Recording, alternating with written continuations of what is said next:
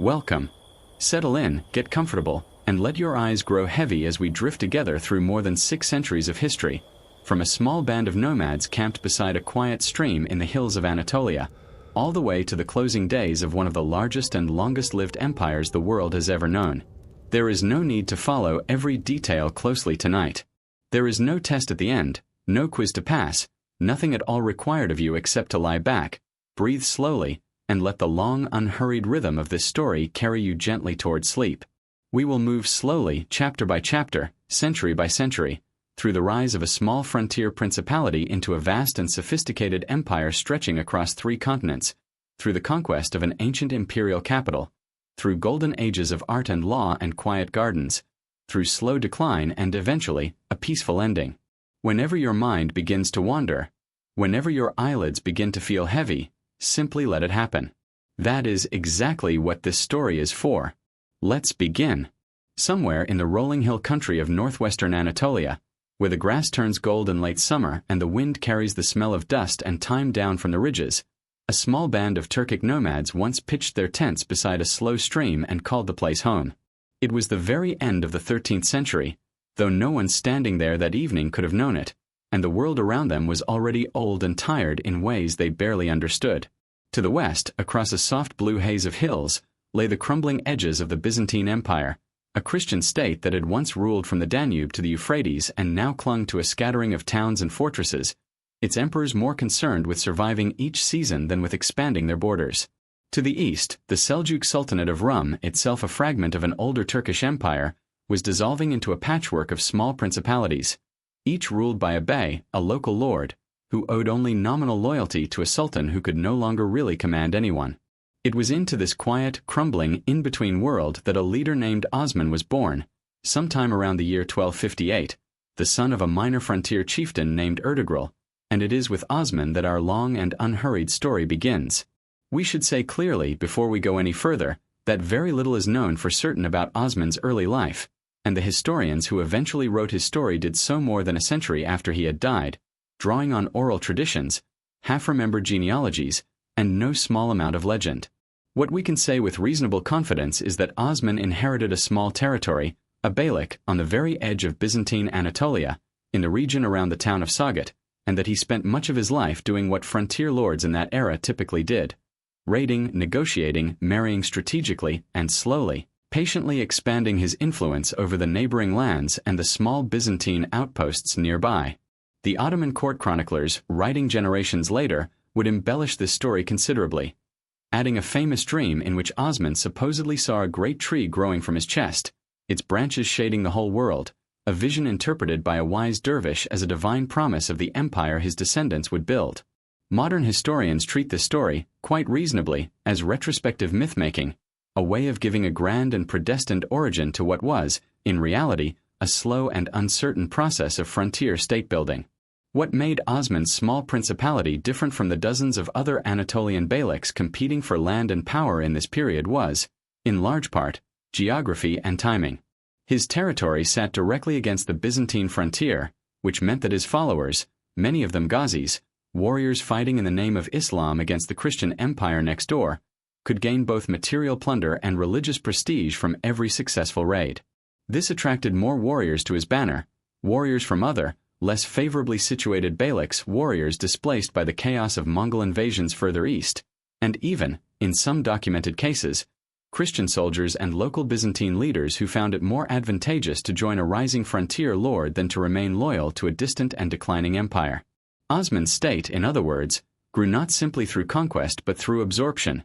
through the slow accumulation of people and loyalty in a world where older structures of authority were dissolving. By the time Osman died, sometime around 1324, his small beylik had grown considerably, and his son and successor, Orhan, inherited a state with real momentum behind it. It was Orhan who captured the city of Bursa in 1326 and made it the new capital of the growing Ottoman state, a city with proper markets, mosques, and administrative buildings, the first sign that this was no longer simply a band of raiders but the beginning of an actual government. Orhan continued his father's policy of steady expansion, absorbing neighboring beyliks through marriage alliances and outright conquest, and crucially, he began the long and fateful process of Ottoman expansion into Europe, when in 1354 an earthquake damaged the walls of the Byzantine fortress town of Gallipoli on the European side of the Dardanelles, and Ottoman forces occupied it almost immediately afterward. This single event, more than perhaps any other in the early history of the dynasty, changed the entire trajectory of what the Ottomans would become. They were no longer simply an Anatolian frontier principality. They now had a permanent foothold in Europe, a bridgehead from which further expansion into the Balkans would follow in the coming decades. It is worth pausing here in this early and still uncertain period to think about what daily life actually looked like for the people living under this new and expanding Ottoman rule. The early Ottoman state was, by necessity, a relatively tolerant and flexible one. Osman and Orhan needed subjects, taxpayers, soldiers, and administrators, and they were pragmatic about where these people came from. Christian peasants in newly conquered territories were often allowed to keep their land, their churches, and their local customs, provided they paid taxes and accepted Ottoman political authority. Byzantine and Balkan aristocrats who converted to Islam, or who simply chose to serve their new rulers, could rise to positions of real power within the fledgling Ottoman administration. This pragmatic flexibility, this willingness to absorb rather than simply destroy, would remain one of the defining features of Ottoman statecraft for centuries to come, even as the empire grew from a small frontier principality into one of the largest and most powerful states the world had ever seen. The generation after Orhan belonged to his son, Murad I, who ruled from around 1362 until his death in 1389, and under Murad the Ottoman state took on many of the institutional features that would define it for the rest of its long history. It was during Murad's reign that the Ottomans began systematically expanding into the Balkans, capturing the city of Adrianople, which they renamed Edirne and made their new capital, a city that would remain the empire's second great capital for nearly a century, until Constantinople itself finally fell. Murad also began formalizing the devshirme system, a practice in which young Christian boys from the Balkans were periodically collected as a form of tax, converted to Islam, and trained for either military or administrative service to the Sultan. This system, which strikes modern observers as deeply troubling in its coercive origins, nonetheless became the foundation of one of the most effective bureaucratic and military machines in the pre-modern world, producing generations of loyal, highly trained administrators and soldiers whose only allegiance was to the Sultan who had raised and educated them, rather than to any competing noble family or local power base. The soldiers trained through the system became known as the Janissaries, a name derived from the Turkish yeni kari, meaning new troops, and they would become, over the following centuries, one of the most feared and effective infantry forces in the world, a standing professional army at a time when most European states still relied heavily on feudal levies and mercenary companies. The Janissaries were forbidden to marry in the early period of their existence, were housed together in barracks, trained rigorously from a young age, and paid a regular salary, all of which made them extraordinarily disciplined and loyal compared to the more loosely organized armies of contemporary European kingdoms. It is important to understand, as we drift further into this long and unhurried history, that the strength of the early Ottoman state rested on this careful, patient combination of religious zeal among the frontier warriors, administrative flexibility toward conquered populations, and increasingly sophisticated military and bureaucratic institutions that set the Ottomans apart from their many regional rivals. Murad I died in the most consequential battle of his reign, at Kosovo, in 1389, a battle that would take on enormous symbolic weight in later Serbian national memory, though its immediate strategic outcome favored the Ottomans decisively. Murad was killed on the battlefield, reportedly by a Serbian nobleman who gained access to his tent under the pretense of surrender, but his son Bayezid, who would become known to history as Bayezid the Thunderbolt for the speed and ferocity of his campaigns, immediately secured the succession and continued his father's expansionist policies with even greater intensity. Bayezid's reign would prove to be one of dramatic highs and a truly catastrophic low, and it is to his extraordinary and ultimately tragic story that our slow journey now turns. Bayezid I inherited, in the aftermath of his father's death at Kosovo, an Ottoman state that was already the dominant power in the Balkans and a rising force in Anatolia,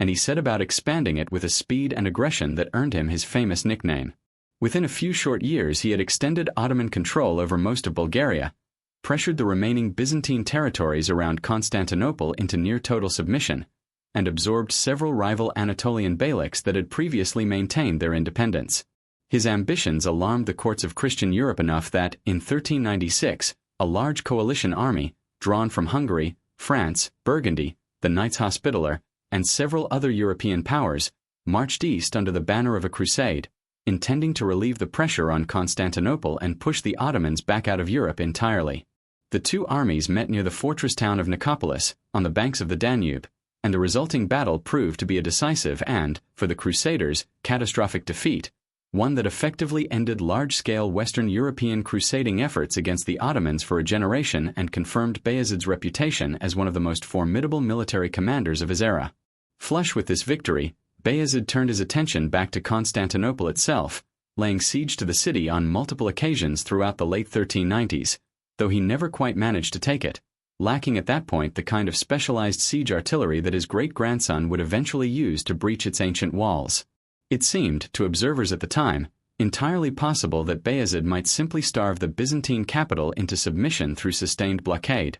finally ending the last remnant of the Roman Empire nearly 1,000 years after Rome itself had fallen. But history, as it so often does, had other plans, and those plans arrived from the east in the form of a Central Asian conqueror named Timur, known in the west as Tamerlane, whose own vast and rapidly expanding empire had begun to press against the eastern edges of Ottoman-controlled Anatolia. Timur was, by any measure, one of the most destructive military conquerors in recorded history, a ruler whose campaigns across Persia, Central Asia, and the Indian subcontinent had left behind an almost unimaginable trail of devastation, entire cities reduced to pyramids of skulls, in the exaggerated but not entirely unfounded accounts of contemporary chroniclers. When Bayezid, confident from his victories in the west, refused to show the deference that Timur demanded and instead exchanged a series of increasingly hostile and insulting letters with the Central Asian ruler, the two men found themselves on a collision course that neither, perhaps, truly wanted but that pride and politics made almost inevitable.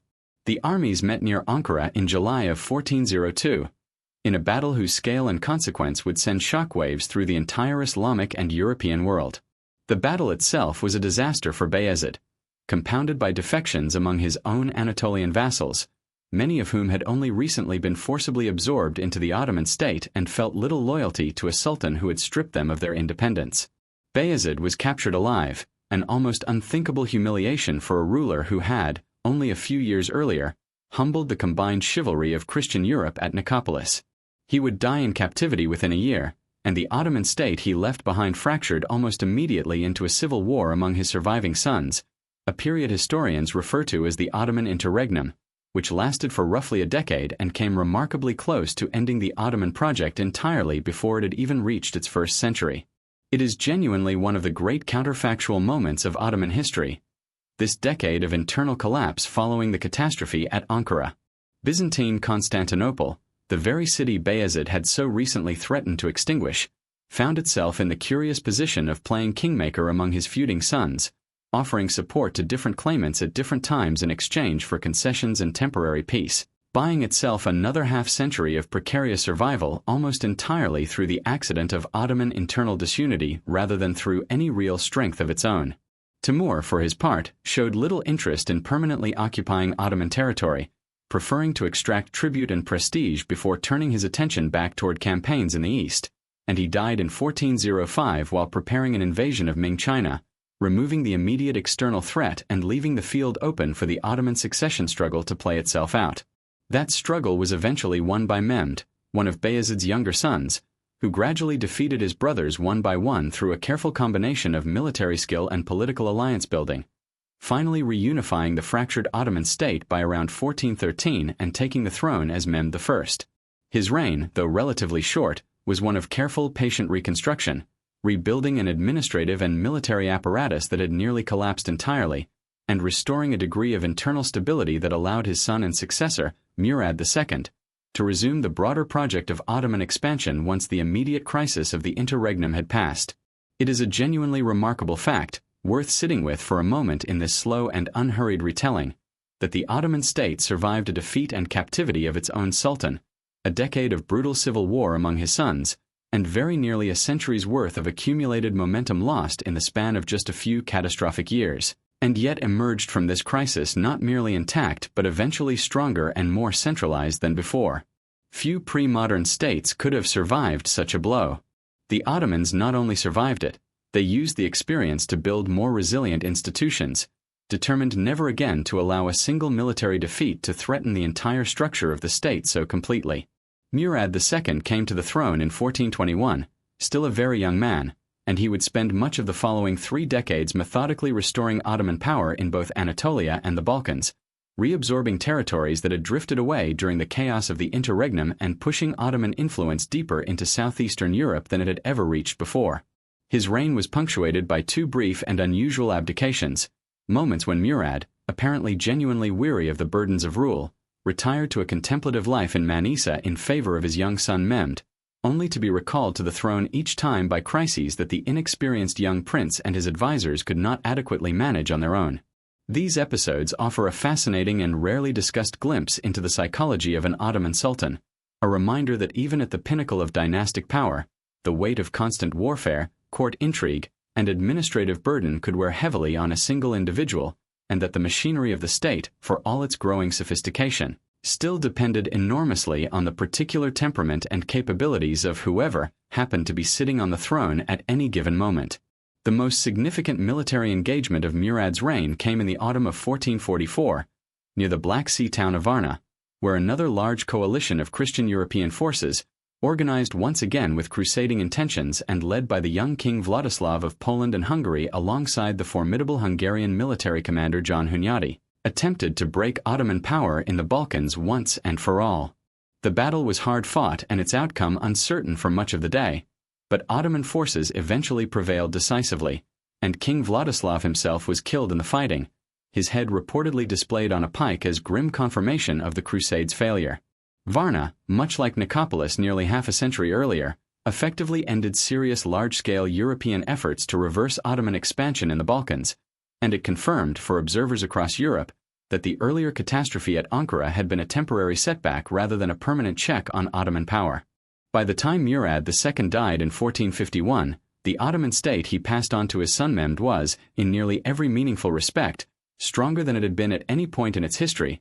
its Balkan territories firmly consolidated, its Anatolian holdings largely reunified, its military and administrative institutions rebuilt and refined through decades of hard experience. And yet the greatest prize in the entire Eastern Mediterranean world still remained tantalizingly out of reach: the ancient city of Constantinople itself, that last surviving fragment of the Roman Empire, reduced by this point to little more than the city walls and a small surrounding territory, its population a fraction of what it had been in the city's golden centuries, and yet still standing, still psychologically and symbolically immense, a wound in the middle of Ottoman territory that no sultan since Bayezid had managed to close. It would fall to Mehmed II, still only 19 years old when he took the throne for the second and final time, to finally accomplish what generations of his ancestors had attempted and failed to achieve, and it is to that extraordinary siege, one of the truly pivotal moments in world history, that our story now slowly turns. By the middle of the 15th century,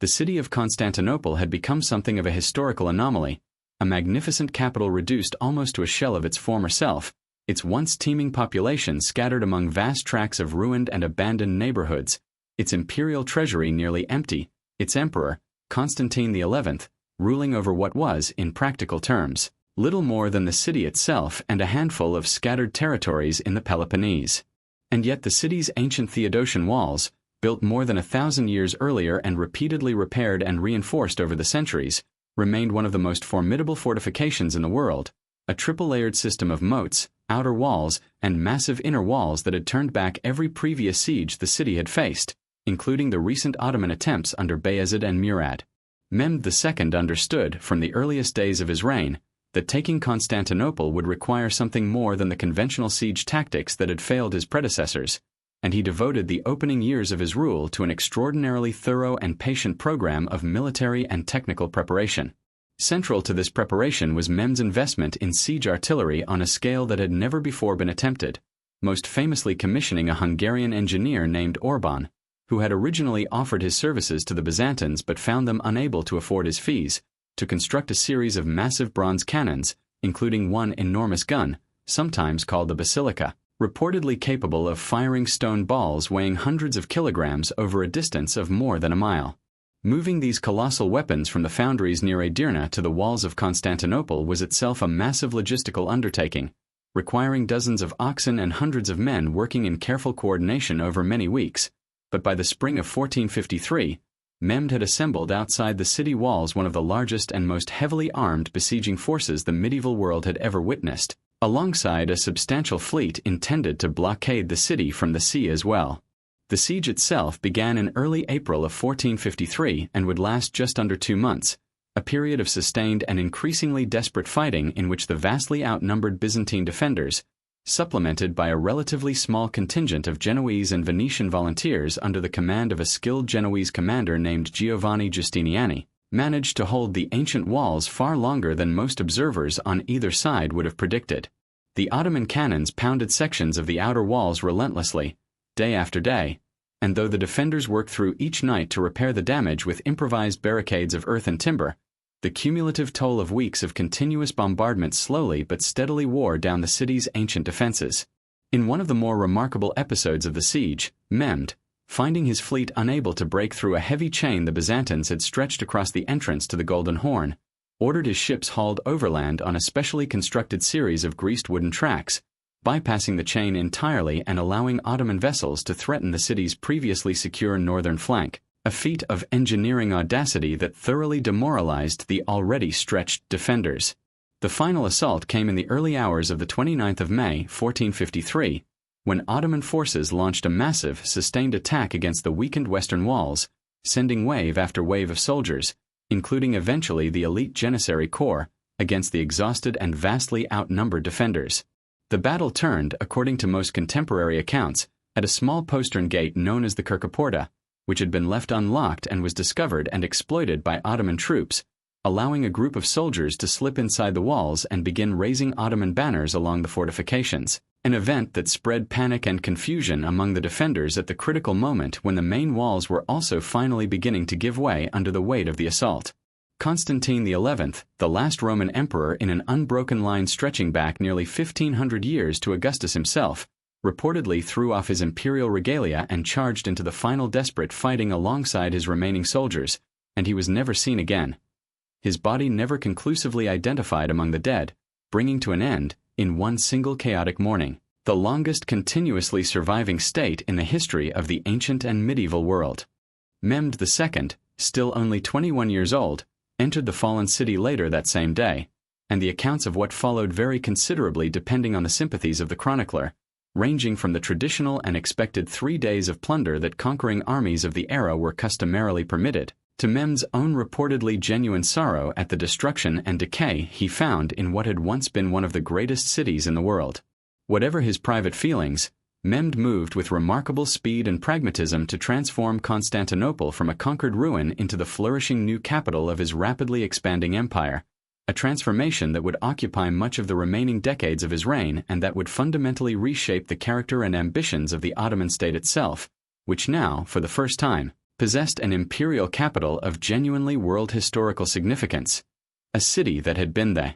seat of Roman and Byzantine emperors for over 1,000 years, and which Mehmed and his successors would come to see, with growing confidence, as the natural inheritance of an empire that increasingly styled itself as heir to Rome as much as to any purely Turkish or Islamic tradition. The Constantinople that Mehmed II inherited on that late spring morning in 1453 was, by most contemporary accounts, a deeply diminished place, its population reduced to somewhere between 30 and 50,000 people from a peak, centuries earlier, of perhaps 500,000, its grand public buildings crumbling, entire districts abandoned and overgrown, its famous forums and colonnaded streets reduced to quiet, half-empty spaces where goats grazed among fallen marble columns. Mehmed understood, with a clarity and determination that would characterize much of his reign, that a great empire required a great capital, and he set about the deliberate repopulation and reconstruction of the city with the same methodical energy he had applied to its conquest. He issued decrees encouraging,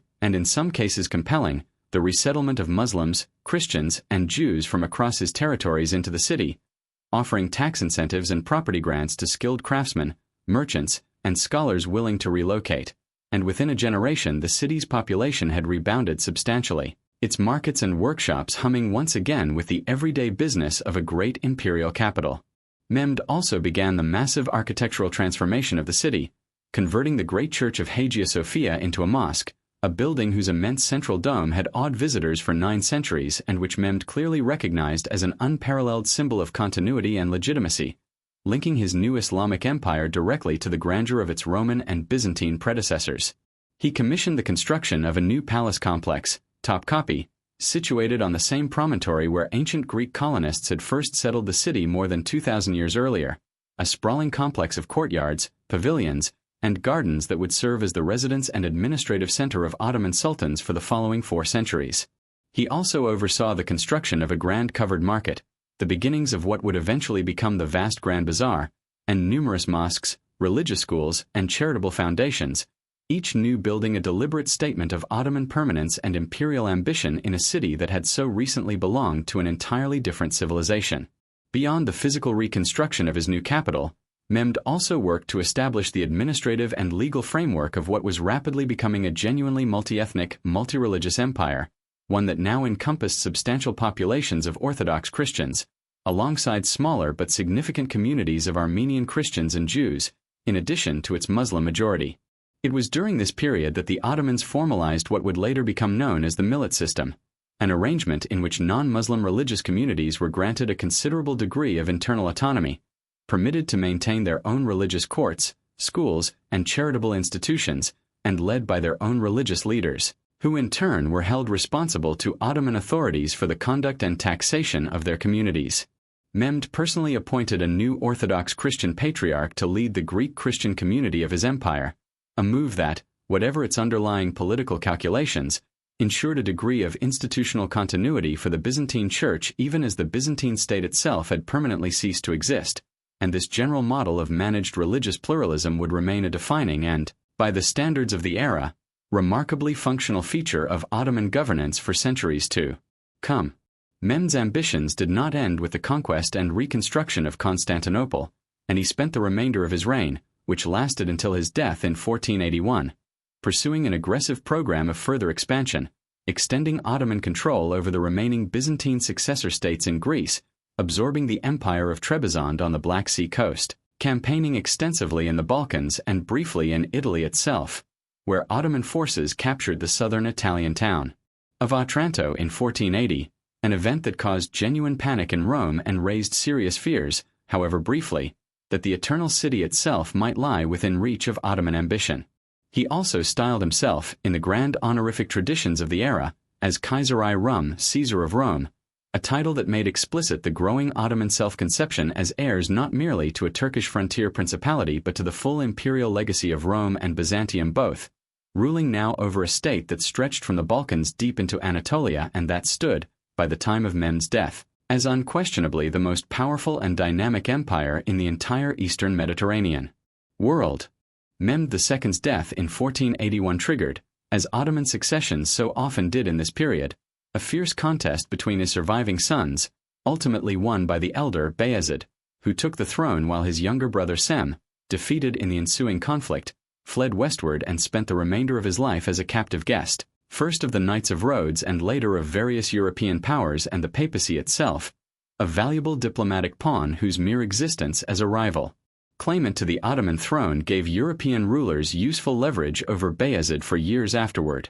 Bayezid II's reign, spanning roughly 3 decades, was in many respects a quieter and more consolidating period than the dramatic conquests of his father, characterized by careful administrative reform, continued but more measured territorial expansion, and a genuine cultivation of learning and culture within the Ottoman court, earning Bayezid something of a reputation among later historians as a scholarly and somewhat cautious ruler, particularly when compared to the military audacity of both his father before him and his son after him. That son, Selim, would prove to be one of the most consequential and, by most accounts, most ruthless rulers in the entire Ottoman dynastic line, a man whose relatively brief reign of only 8 years nonetheless doubled the territorial extent of the empire and fundamentally reshaped its religious and political character. Selim seized the throne in 1512 through a direct and forceful challenge to his own father, compelling Bayezid to abdicate in his favor, and he subsequently moved with characteristic ruthlessness to eliminate his brothers and their sons as potential rivals, establishing a pattern of fratricide upon accession that, while not unprecedented in Ottoman history, became particularly associated with Selim's uncompromising approach to securing his own authority. Whatever one makes of the brutality of his methods, and it was considerable even by the standards of his era, Selim's military and strategic instincts proved extraordinarily effective, and he turned the full weight of Ottoman military power away from Europe and toward an entirely different and, in the long run, transformative direction: the Islamic heartlands of the Middle East. Selim's first major campaign targeted the Safavid dynasty of Persia, a rival Muslim power whose Shia religious orientation Selim regarded as both a political and a theological threat to Ottoman authority over the broader Islamic world. At the Battle of Calderon in 1514, Ottoman forces, benefiting from superior artillery and firearms technology that the more traditionally cavalry-focused Safavid army had not yet fully adopted, inflicted a decisive defeat on Shah Ismail's forces. Though the harsh terrain and logistical difficulties of the Persian plateau prevented Selim from converting this victory into permanent territorial annexation of the Safavid heartland itself. Having checked Safavid ambitions in the east, Selim turned his attention southward, launching a rapid and remarkably successful campaign against the Mamluk Sultanate, which had ruled Egypt, Syria, and the holy cities of Mecca and Medina for over 2.5 centuries. In a series of decisive battles across 1516 and 1517, Ottoman forces, once again benefiting enormously from their advanced artillery and firearms against a Mamluk military tradition still heavily invested in older forms of cavalry warfare, shattered Mamluk resistance and brought the entire eastern Mediterranean coast, from Anatolia through Syria and Palestine and down into Egypt itself, under direct Ottoman control. The conquest of the Mamluk Sultanate carried consequences that extended far beyond mere territorial expansion, however substantial that expansion already was. With the fall of Cairo, Selim gained control over the holy cities of Mecca and Medina, and with them, the immense religious prestige of protecting and administering the two most sacred sites in the entire Islamic world, a role that had previously belonged, at least nominally, to the Mamluk sultans. Ottoman court tradition would subsequently claim that the last Abbasid caliph, living at this point as something of a ceremonial figurehead under Mamluk protection in Cairo, formally transferred the title and authority of the caliphate itself to Selim, thereby making the Ottoman Sultan not merely a powerful Muslim ruler but the legitimate spiritual leader of the entire Sunni Muslim world. Modern historians treat the precise details of this transfer with considerable skepticism, noting that later Ottoman sultans would not systematically emphasize the caliphal title for some time afterward, but there is little doubt that Selim's conquests fundamentally and permanently transformed the Ottoman Empire's self-understanding, elevating it from a powerful regional state into the preeminent power of the entire Islamic world, guardian of its holiest sites, and by extension, at least in the eyes of many contemporary Muslims, first among equals of all the world's Islamic rulers. Selim died in 1520, only a few years after these transformative conquests, and he left behind an empire whose scale and religious significance had grown enormously during his relatively brief reign, though the full consolidation and administration of these vast new territories, along with the further expansion of Ottoman power in entirely new directions, would fall to his son, a young man who would come to be known, across the Islamic world, as Suleiman the Lawgiver, and in the courts and chronicles of Christian Europe, with a mixture of fear and grudging admiration, as Suleiman the Magnificent. Suleiman ascended to the Ottoman throne in 1520, at the age of 25, inheriting an empire that had already grown enormously under his grandfather and father, and he would go on to rule for 46 years, the longest reign of any Ottoman sultan, presiding over what most historians consider the empire's absolute zenith of political, military, and cultural power. Unlike his father Selim, whose reign had been defined by rapid, ruthless conquest, Suleiman came to embody a more balanced and, in certain respects, more sophisticated model of imperial rule, one that combined continued and highly successful military expansion with an equally significant program of legal codification, architectural patronage, and cultural flourishing that would leave its mark on the empire for centuries afterward. Suleiman's early military campaigns focused once again on Europe, and in 1521 he captured the strategically vital fortress city of Belgrade, a prize that had eluded even Mehmed the Conqueror decades earlier and that opened the way for further Ottoman advances into the Hungarian plain. The following year, in 1522, Suleiman turned his attention to the island of Rhodes, besieging and eventually forcing the surrender of the Knights Hospitaller who had held the island as a formidable bastion of Christian resistance in the eastern Mediterranean for over 2 centuries, allowing the surviving knights to depart honorably for what would eventually become their new home on the island of Malta. These early victories established the pattern that would characterize much of Suleiman's reign: methodical, well-resourced military campaigns targeting strategically significant objectives, followed by generous and pragmatic terms that often won the Sultan a reputation for a kind of chivalrous magnanimity that stood in notable contrast to the sometimes brutal reputation of earlier Ottoman conquests. The most consequential of Suleiman's early campaigns came in 1526, when Ottoman forces met the army of the young Hungarian king Louis II at the Battle of Mohacs, a battle that proved catastrophic for the Hungarian kingdom, with Louis himself dying in the retreat, his forces annihilated, and the once formidable Kingdom of Hungary left effectively leaderless and unable to mount any coherent resistance to further Ottoman advance. The consequences of Mohacs rippled across Central Europe for generations, ultimately leading to the partition of Hungarian territory between Ottoman direct rule, a rump Hungarian kingdom under Habsburg protection, and a semi-independent Ottoman vassal state in Transylvania, an arrangement that would define the political geography of Central Europe for the following century and a half. Emboldened by this overwhelming victory, Suleiman pushed even further in 1529,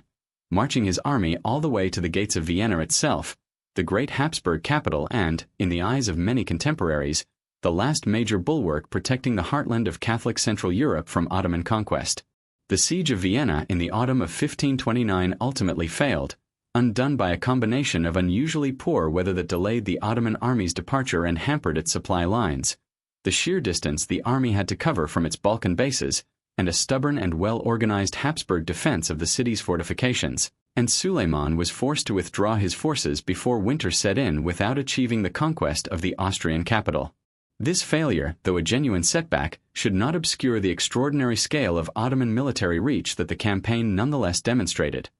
An army that could march from Constantinople to the gates of Vienna, a distance of well over 1,000 miles through difficult and often hostile terrain, represented a logistical and organizational achievement that few, if any, contemporary European states could have matched, and the memory of Ottoman forces camped outside Vienna's walls would linger in the European imagination, a recurring source of anxiety and fascination, for well over a century afterward, until a second, equally famous siege would finally, dramatically, and permanently settle the question of Ottoman power in Central Europe. While Suleiman's military campaigns dominated the anxieties of European courts and the attention of contemporary chroniclers, his most enduring legacy within the Ottoman world itself may well have been the extensive legal reforms undertaken during his long reign, reforms that earned him the honorific title Kanuni, meaning the lawgiver, among his own subjects, a title that, notably, was regarded with at least as much reverence within the empire as the more martial epithet of magnificent that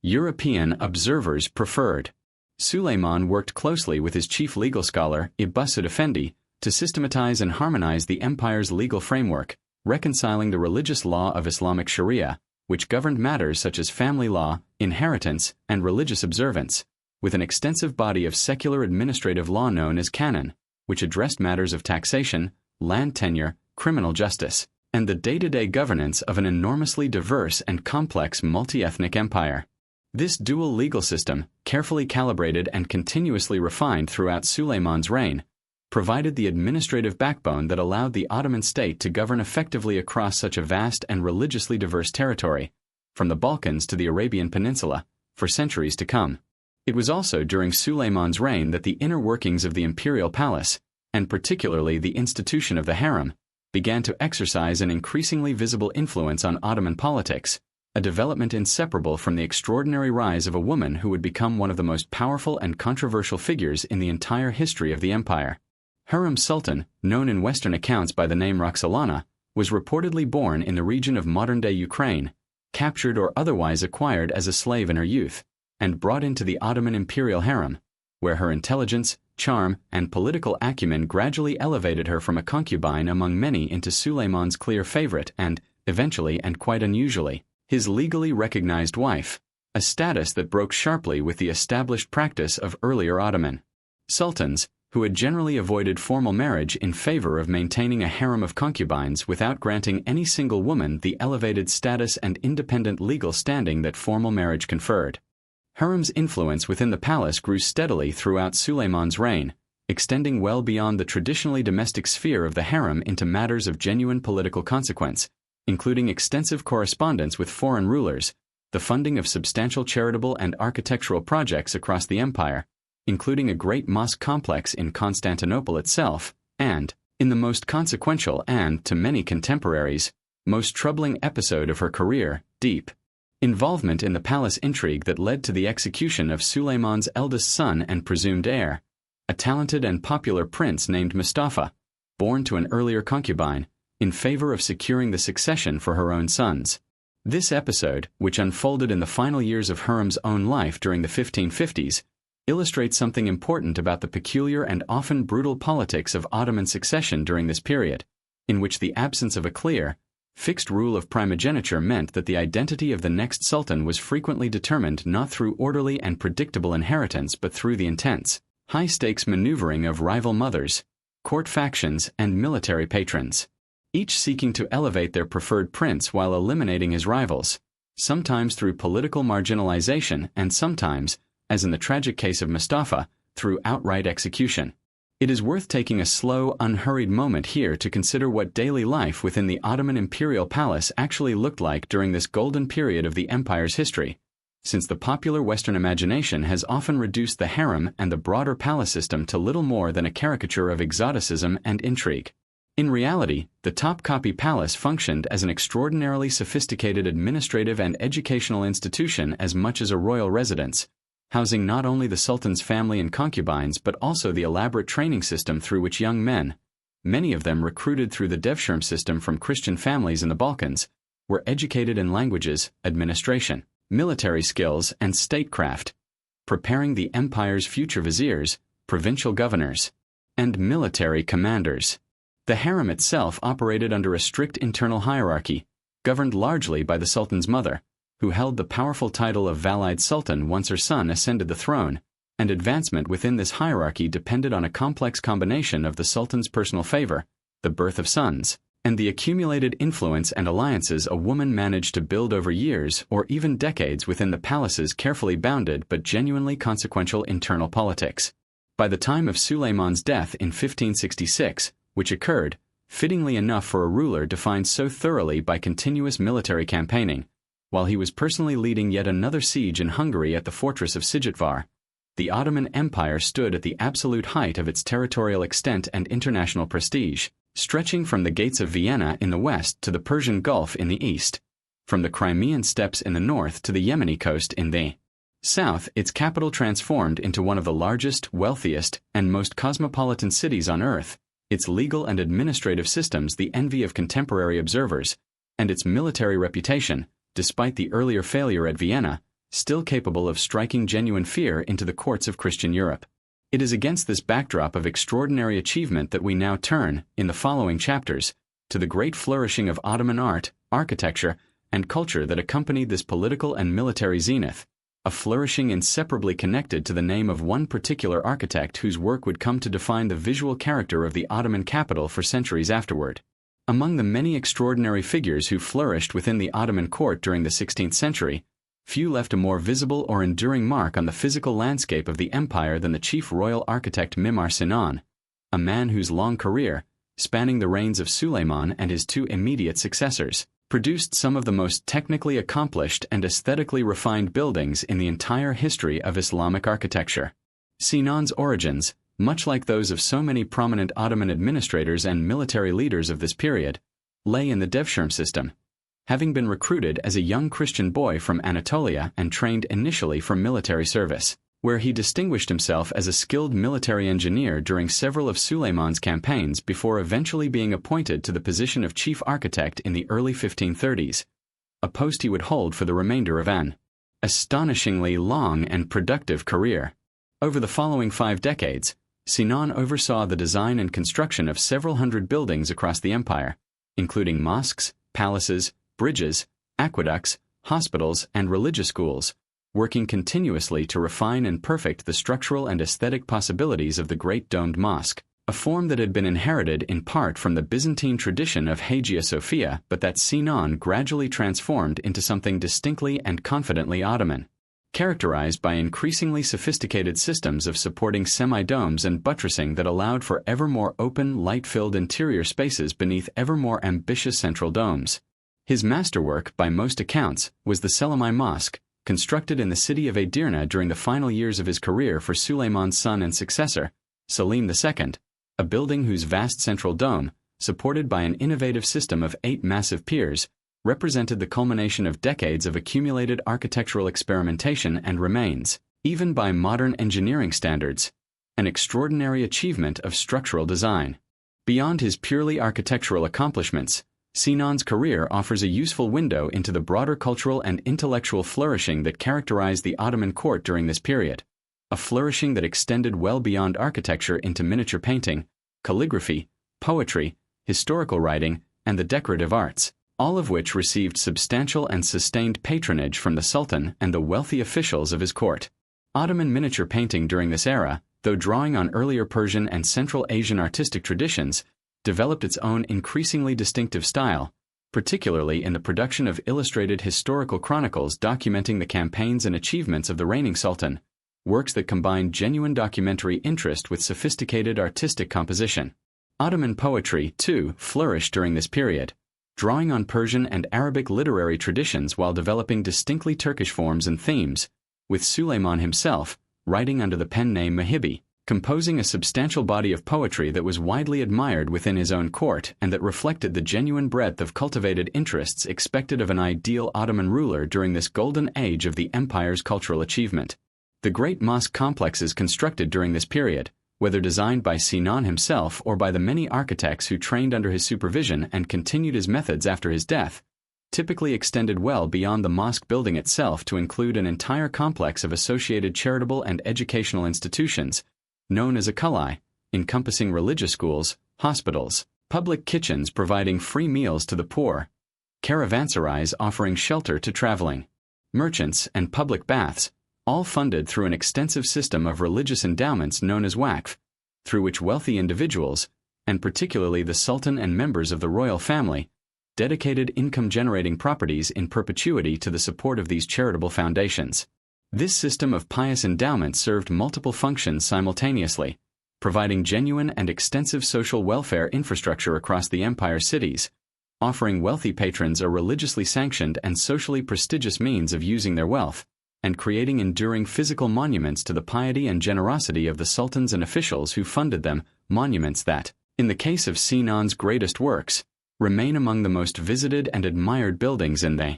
modern nation of Turkey, silent stone witnesses to the extraordinary cultural confidence and material wealth of the Ottoman Empire during the very height of its imperial power. To understand how the Ottoman state managed to govern, for so many centuries, such an extraordinarily vast and diverse territory, stretching across 3 continents and encompassing dozens of distinct linguistic, religious, and cultural communities, it helps to slow down and examine more carefully the administrative machinery that Suleiman and his predecessors had spent generations refining. At the foundation of this system lay the timar, a form of land grant through which the state assigned the tax revenue of a particular piece of agricultural land, not the land itself, to a cavalry soldier or lower-ranking official in exchange for military service, a system that allowed the Ottoman state to maintain a substantial provincial cavalry force without the enormous administrative burden of directly paying and supplying soldiers from the central treasury. Timar holders, known as sipahis, were required to appear for military campaigns with a specified number of armed and equipped retainers,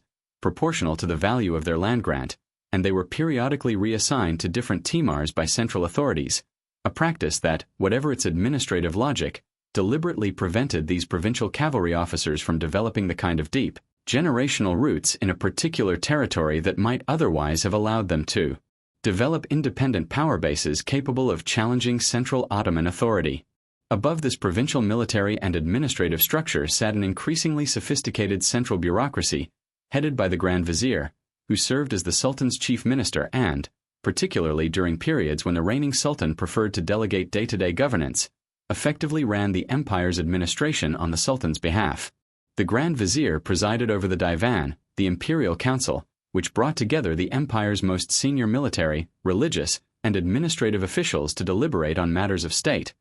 hear petitions and legal appeals from across the empire, and manage the enormously complex logistics of taxation, military recruitment, and provincial administration across territories that, by Suleiman's reign, required months of travel simply to cross from one end to the other. This central administration relied heavily on the graduates of the palace school system we touched on earlier. Young men trained through the Devshirme system and educated within the Topkapi Palace in languages, law, and statecraft, who provided a continuous supply of talented, loyal administrators whose careers and advancement depended entirely on demonstrated competence and the Sultan's favor rather than on inherited noble status, a genuinely meritocratic feature, at least by the standards of the era that distinguished Ottoman governance from many of its contemporary European counterparts, where hereditary aristocratic privilege more commonly determined access to positions of real administrative and military authority. The religious institution of the empire operated as a parallel but closely connected hierarchy, headed by the Sayhul Islam, the empire's chief religious authority, who issued formal legal opinions known as fatwas on matters of Islamic law and whose approval was generally sought, at least as a matter of established custom, before major state decisions such as the declaration of war. Beneath the Sayhul Islam extended an elaborate hierarchy of judges, known as qadis, who administered Islamic law in courts throughout the empire's cities and towns, alongside religious scholars and teachers who staffed the extensive network of religious schools, or madrises, that provided education and trained the next generation of judges, scholars, and religious officials. This religious hierarchy, while formally distinct from the secular administrative and military bureaucracy, was deeply intertwined with it in practice, with religious scholars frequently serving in advisory and administrative roles, and with the empire's dual legal system of Sharia and canon requiring constant coordination and consultation between religious and secular authorities. The millet system we discussed briefly in an earlier chapter deserves further attention here, since it represented one of the more genuinely distinctive and, in comparative historical terms, relatively successful features of Ottoman governance, particularly when set against the often much more violently intolerant religious policies pursued by contemporary European states during this same period, an era that, it is worth remembering, encompassed the brutal religious wars and persecutions that convulsed much of Reformation and Counter-Reformation Europe. Under the millet system, the empire's substantial Orthodox Christian, Armenian Christian, and Jewish communities were organized into semi-autonomous religious communities, each headed by its own religious leadership, permitted to maintain their own courts for matters of internal community law such as marriage and inheritance, and responsible collectively for the payment of a special tax, the jizya, levied on non-Muslim subjects in exchange for exemption from military service and formal state protection of their religious practice. This system was not, it must be said clearly, one of full and equal citizenship in any modern sense, and non-Muslim subjects faced genuine and sometimes quite significant legal and social disadvantages compared to their Muslim neighbors, but it nonetheless provided a framework of institutionalized religious coexistence that allowed the empire's remarkably diverse population to maintain their distinct religious and cultural identities across many centuries of Ottoman rule, contributing to the genuinely cosmopolitan character that visitors to Ottoman cities, and particularly Constantinople itself, so frequently and consistently remarked upon throughout the empire's long history. Suleiman's death in 1566 brought his son Selim to the throne, a ruler who would come to be known, somewhat unfairly according to some modern historians, as Selim the Sot, a nickname reflecting both his reported fondness for wine, notably at odds with Islamic religious prohibition, and a broader perception, encouraged by contemporary and later chroniclers, that his reign marked the beginning of a gradual decline in the direct personal engagement of Ottoman sultans in military and administrative affairs. Whatever the fairness of this characterization, it is true that Selim relied heavily on his extraordinarily capable Grand Vizier, Sokolo Mehmed Pasha, a former Devshirme recruit of Bosnian-Serbian origin who had risen through the palace system to become one of the most effective administrators in the entire history of the empire, and who effectively managed the day-to-day governance of Ottoman affairs throughout much of Selim's reign and into the early years of his successors as well. The most significant military event of Selim's reign, and one that would take on considerable symbolic importance in later European historical memory, occurred in 1571 at the Battle of Lepanto, a massive naval engagement fought in the Gulf of Patras between the Ottoman fleet and a combined Christian fleet organized by the Holy League, an alliance bringing together Spain, Venice, the Papal States, and several other Italian and Mediterranean powers under the overall command of Don John of Austria. The battle proved to be a decisive Christian naval victory, one of the largest naval engagements fought entirely with oared galleys in world history, resulting in the destruction or capture of the great majority of the Ottoman fleet and the deaths of tens of thousands of Ottoman sailors and soldiers, a defeat that was celebrated across Christian Europe with genuine and considerable relief, ending what had seemed, to many contemporary observers, an almost unbroken pattern of Ottoman naval dominance across the eastern and central Mediterranean. And yet the long-term strategic consequences of Lepanto proved considerably less decisive than the scale of the battle and its enthusiastic European reception might initially suggest, a fact that speaks to something important about the underlying resilience and administrative capacity of the Ottoman state even during a period increasingly associated, in popular historical narrative, with the beginning of imperial decline. Sokollu Mehmed Pasha oversaw a remarkably rapid reconstruction of the Ottoman fleet, reportedly completing the construction of well over 100 new galleys within a matter of months, a logistical achievement that genuinely startled European observers who had assumed Ottoman naval power permanently broken. And within just a few years the Ottomans had recaptured the strategically important island of Cyprus, which they had in fact already conquered from Venice shortly before the Battle of Lepanto itself, and had generally restored their position as the dominant naval power across the eastern Mediterranean,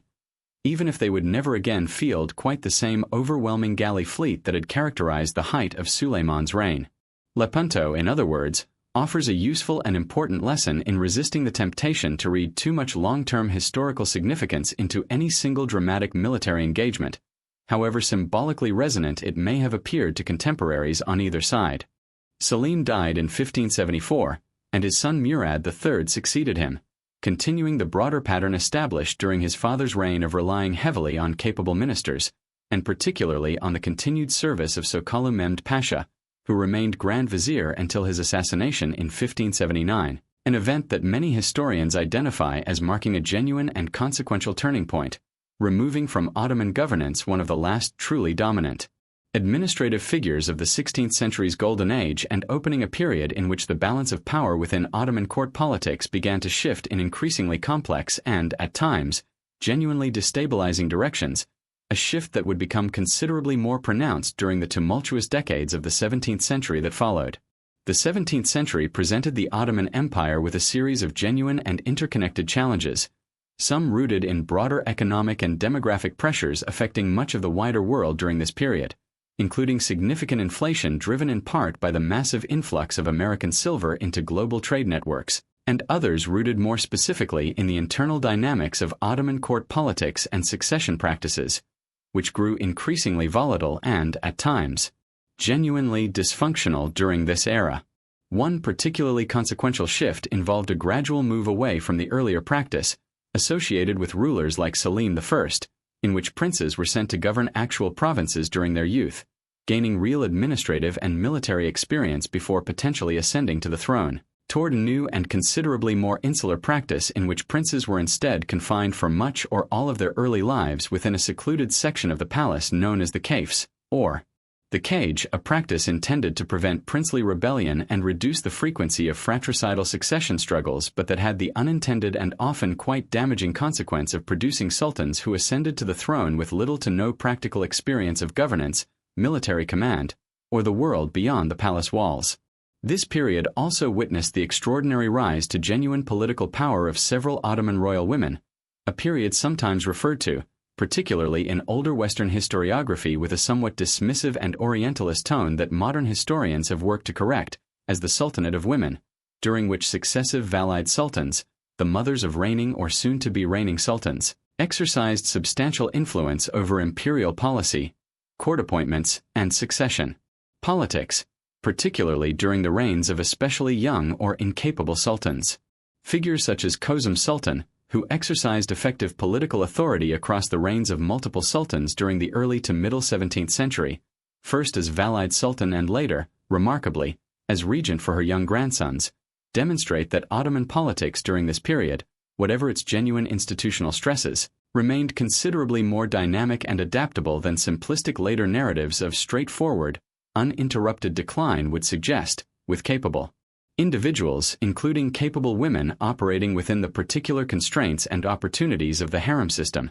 continuing to shape the direction of imperial policy through this genuinely turbulent century. The most significant institutional response to the accumulated crises of the mid-17th century came through the extraordinary Koprulu family, a dynasty of Grand Viziers, beginning with the elderly but remarkably effective Koprulu Mehmed Pasha, appointed to the position in 1656 at a moment of genuine crisis, with the empire's finances in serious disarray, A Venetian fleet blockading the Dardanelles and directly threatening Constantinople itself, and rebellion simmering in several provinces. Khosrow Mehmed Pasha, granted extraordinary and largely unchecked authority by the desperate court, moved with ruthless efficiency to restore order, executing thousands of corrupt or disloyal officials, reorganizing military and financial administration, and decisively breaking the Venetian blockade, and upon his death in 1661, he was succeeded as Grand Vizier by his own son, Khosrow Fazl Ahmed Pasha,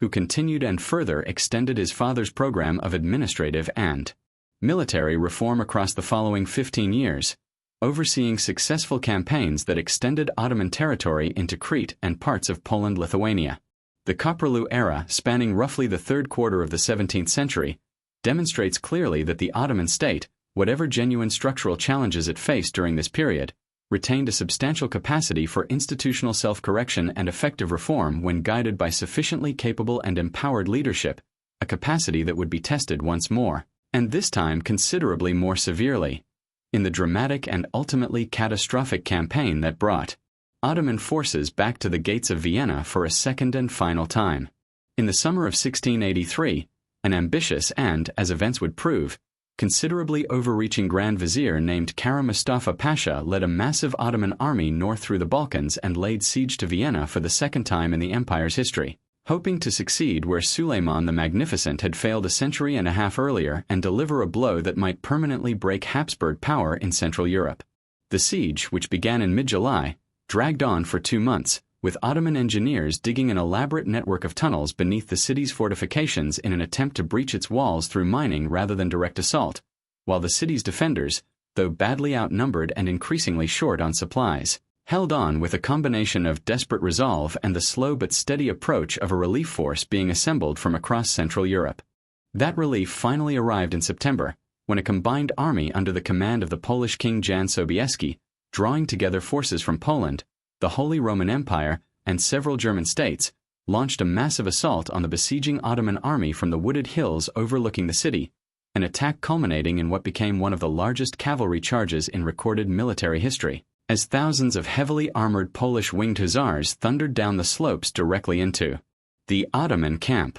The Ottoman army, caught between the city's defenders and this overwhelming relief force, broke and fled in disarray, abandoning their siege equipment, their treasury, and their supplies, and the defeat at Vienna marked, in a way that historians have long recognized as genuinely and decisively pivotal, the true end of any realistic Ottoman prospect of further major territorial expansion into Central Europe, inaugurating instead a long and largely unbroken period of gradual Ottoman retreat from the continent's heartland. The years immediately following the failed siege saw a coalition of European powers, organized as the Holy League and including the Habsburg monarchy, Poland, Venice, and eventually Russia as well, press their advantage against the retreating and increasingly disorganized Ottoman forces, capturing substantial territories across Hungary, Transylvania, and the northern Balkans over the following 16 years of nearly continuous warfare. This long conflict finally concluded with the Treaty of Karlowitz in 1699, an agreement of genuine historical significance as the first major treaty in which the Ottoman Empire was compelled to cede substantial, previously long-held territory to European powers, formally recognizing Habsburg control over most of Hungary and Transylvania, territories that had been under at least partial Ottoman control for well over a century and a half. Karlowitz marked, in a sense that both contemporary observers and later historians came to recognize with increasing clarity, a genuine and symbolically important turning point in the broader relationship between the Ottoman Empire and the states of Christian Europe, the moment when the long-standing European anxiety about relentless Ottoman advance began to give way to a new and, for the Ottomans, considerably less comfortable dynamic of gradual territorial retreat in the face of increasingly capable and confident European military and administrative rivals. The early decades of the 18th century brought, somewhat surprisingly given the military setbacks of the preceding years, a period of relative peace, prosperity, and genuine cultural flourishing to the Ottoman capital, an era that has come to be known, with considerable and largely deserved fondness, as the Tulip era, spanning roughly the reign of Sultan Ahmed III and his capable Grand Vizier Nevzahirli Damat Ibrahim Pasha during the 1710s and 1720s. The period takes its evocative name from the extraordinary craze for tulip cultivation that swept through the elite society of Constantinople during these years, with wealthy officials competing to cultivate ever more elaborate and expensive varieties of the flower, hosting lavish garden parties illuminated by candles attached to the shells of tortoises slowly wandering through carefully manicured tulip beds, a genuinely striking image of aristocratic leisure and aesthetic refinement that later Ottoman and Western historians alike have found irresistibly evocative of the period's particular character. Beyond its charming horticultural associations, however, the tulip era also witnessed genuinely significant developments in Ottoman engagement with European culture and technology, including the establishment, in 1727, of the empire's first Ottoman-run printing press, a development that had been delayed for centuries by a combination of religious sensitivities regarding the reproduction of sacred texts and the entrenched economic interests of the empire's substantial community of professional calligraphers and scribes, whose livelihoods depended on the continued hand-copying of manuscripts. The press, established by a Hungarian convert to Islam named Ibrahim Mutafarika, printed a limited but genuinely significant range of works on history, geography, and language over the following years, representing an important, if still relatively modest, step in the gradual and often contested process of Ottoman engagement with European print culture and, more broadly, European intellectual and technological developments. This period of relative cultural openness and experimentation came to an abrupt end in 1730, when a popular rebellion, driven by a combination of resentment over the perceived extravagance of the court, discontent following a difficult military campaign against Persia, and broader economic grievances among the capital's population, forced the abdication of Sultan Ahmed III and the execution of his chief minister, a dramatic and violent conclusion to what had otherwise been remembered, at least among the elite circles who had enjoyed its cultural flourishing, as a genuinely golden interlude. The remainder of the 18th century proved considerably more difficult for the Ottoman state, marked by a series of costly and largely unsuccessful wars against an increasingly powerful and expansionist Russian Empire under rulers such as Catherine the Great, wars that resulted in the loss of Crimea in 1783, a territory that had been an Ottoman vassal state for over 3 centuries, and whose loss represented a genuinely significant strategic and psychological blow, removing Ottoman influence from the northern shores of the Black Sea and establishing Russia as an increasingly assertive and dangerous rival power along the empire's northern frontier, a rivalry that would continue to shape Ottoman foreign policy, with increasing anxiety, for the remainder of the empire's existence. The closing years of the 18th century brought a genuinely alarming new development to Ottoman attention, when a young French general named Napoleon Bonaparte launched an invasion of Ottoman Egypt in 1798, ostensibly intended to disrupt British trade routes to India but representing, in a broader and more troubling sense, the first direct European military occupation of a core Ottoman province in the empire's long history. Though French forces were eventually compelled to withdraw, following a combination of Ottoman resistance, British naval intervention that destroyed the French fleet at the Battle of the Nile, and the difficulties of maintaining a distant occupation against sustained local resistance, the Egyptian campaign sent a genuinely unmistakable signal about the shifting balance of military and technological power between the Ottoman Empire and the increasingly industrializing and militarily innovative states of Western Europe, a signal that the reigning Sultan, Selim III, appears to have understood with real clarity and urgency. Selim III, who had ascended to the throne in 1789, dedicated much of his reign to an ambitious program of military and administrative reform known as the Nizam-i-Seded, or New Order, an effort to establish modern, European-style infantry regiments trained and equipped along contemporary Western lines, alongside broader reforms to Ottoman taxation, provincial administration, and diplomatic representation, including the establishment of the empire's first permanent embassies in major European capitals, a genuinely significant departure from earlier Ottoman diplomatic practice, which had generally relied on more occasional and ad hoc missions. These reforms, however sensible and even urgently necessary they may appear in retrospect, generated fierce and ultimately violent resistance from the traditional Janissary corps, who correctly recognized the New Order troops as a direct long-term threat to their own privileged position within Ottoman military and political life, and from conservative religious and administrative figures who viewed Selim's reforms as a dangerous and impious departure from established Ottoman and Islamic tradition. This resistance culminated in 1799 and again more decisively in 1807, when a Janissary-led rebellion forced Selim's deposition and, in the chaotic aftermath of a subsequent counter-coup attempt in 1808, his brutal execution, a genuinely tragic end for a ruler whose clear-eyed understanding of the reforms his empire desperately needed had proven, in the end, insufficient to overcome the entrenched institutional resistance those very reforms threatened to dismantle. The task of confronting this entrenched resistance fell, a generation later, to Sultan Mahmud II, who ascended to the throne in 1808 and spent much of his long reign carefully and patiently consolidating his own authority before finally moving, in 1826, to eliminate the Janissary corps once and for all, in an episode that Ottoman history remembers, with a certain dark irony, as the auspicious incident. Having carefully prepared new artillery units and loyal troops in advance, Mahmud provoked a Janissary uprising against a limited new military reform,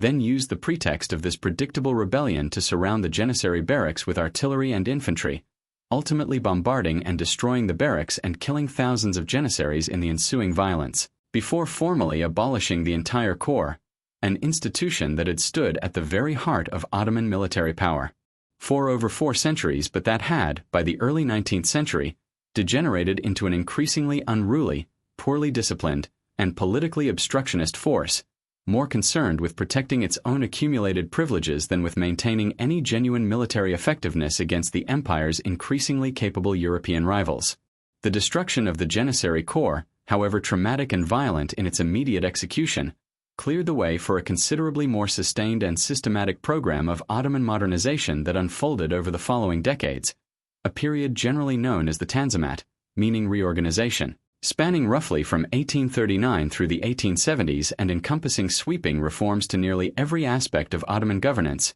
law, education, and military organization. The Tanzimat era was formally inaugurated with the Edict of Gulhane in 1839, a remarkable document, issued in the name of the young Sultan Abdulmecid, that promised, at least in principle, equal legal treatment for all Ottoman subjects regardless of religion, security of life and property, a fairer and more transparent system of taxation, and a more standardized approach to military conscription,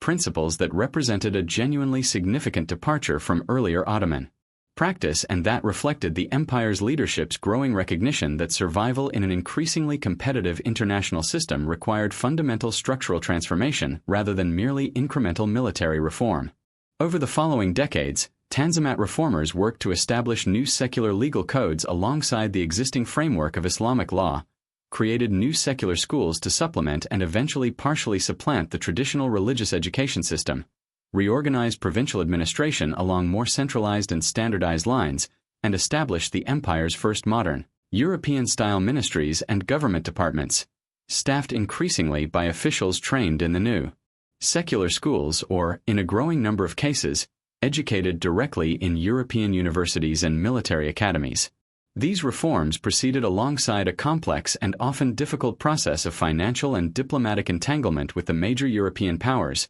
whose economic and political influence over Ottoman affairs grew steadily throughout this period, formalized partly through a series of capitulation agreements granting European merchants and their local associates increasingly extensive trading privileges and legal exemptions within Ottoman territory, arrangements that provided the empire with valuable access to European capital, technology, and diplomatic support, particularly during the Crimean War of the 1850s, when Britain and France intervened militarily alongside the Ottomans against Russian expansion, but that also gradually eroded Ottoman economic sovereignty and left the empire increasingly vulnerable to European financial and political pressure. It is worth pausing, here in the slow unfolding of this long 19th century story, to acknowledge the genuine complexity and, in many respects, the genuine achievement represented by the Tanzimat reforms, even as their ultimate success in reversing the empire's relative decline against its European and, increasingly, Russian rivals remained limited and incomplete. The reforms produced a genuinely more centralized, more bureaucratically sophisticated Ottoman state, one considerably better equipped to collect taxes, organize a modern conscript army, and administer its territories according to consistent legal and administrative standards than the more loosely organized empire of the 17th or early 18th centuries had ever been. And yet this same period also witnessed the accelerating growth of nationalist movements among the empire's various Balkan Christian populations, movements that drew inspiration and often direct material support from the broader European age of nationalism, and that would, over the following decades, progressively strip away substantial Ottoman territories in Greece, Serbia, Romania, and Bulgaria, a slow but steady territorial contraction that ran in an uneasy and often quite painful parallel. Alongside the empire's genuine internal modernization, a reminder that administrative reform and territorial preservation, however logically connected they might appear, did not always proceed together in quite the way that Ottoman reformers had originally hoped. Sultan Abdülhamid II, who ascended to the Ottoman throne in 1876 amid a period of genuine political and financial crisis, would go on to rule for over 3 decades, presiding over a reign that later historians have often characterized, not entirely fairly, as one of simple reactionary autocracy, but that in reality involved a genuinely complex and, in certain respects, quite sophisticated set of strategies for managing an empire under sustained internal and external pressure. Abdülhamid began his reign by briefly permitting the promulgation of the empire's first written constitution and the establishment of an elected parliament in 1876, a genuinely significant liberal experiment that reflected the accumulated momentum of Tanzimat-era reform thinking, but he suspended this constitutional experiment within just 2 years, citing the ongoing crisis of a disastrous war with Russia that resulted in further substantial territorial losses in the Balkans. And he would rule for the remainder of his reign through an increasingly centralized and personally directed system of autocratic governance, relying heavily on an extensive network of informants and a genuinely pervasive system of press censorship to monitor and suppress political dissent. Despite this reputation for repression, Abdülhamid also presided over a genuinely substantial program of continued modernization, expanding the empire's railway network, including the ambitious Hijaz Railway connecting Damascus to the holy city of Medina, funded substantially through voluntary religious donations from Muslims across the world and intended,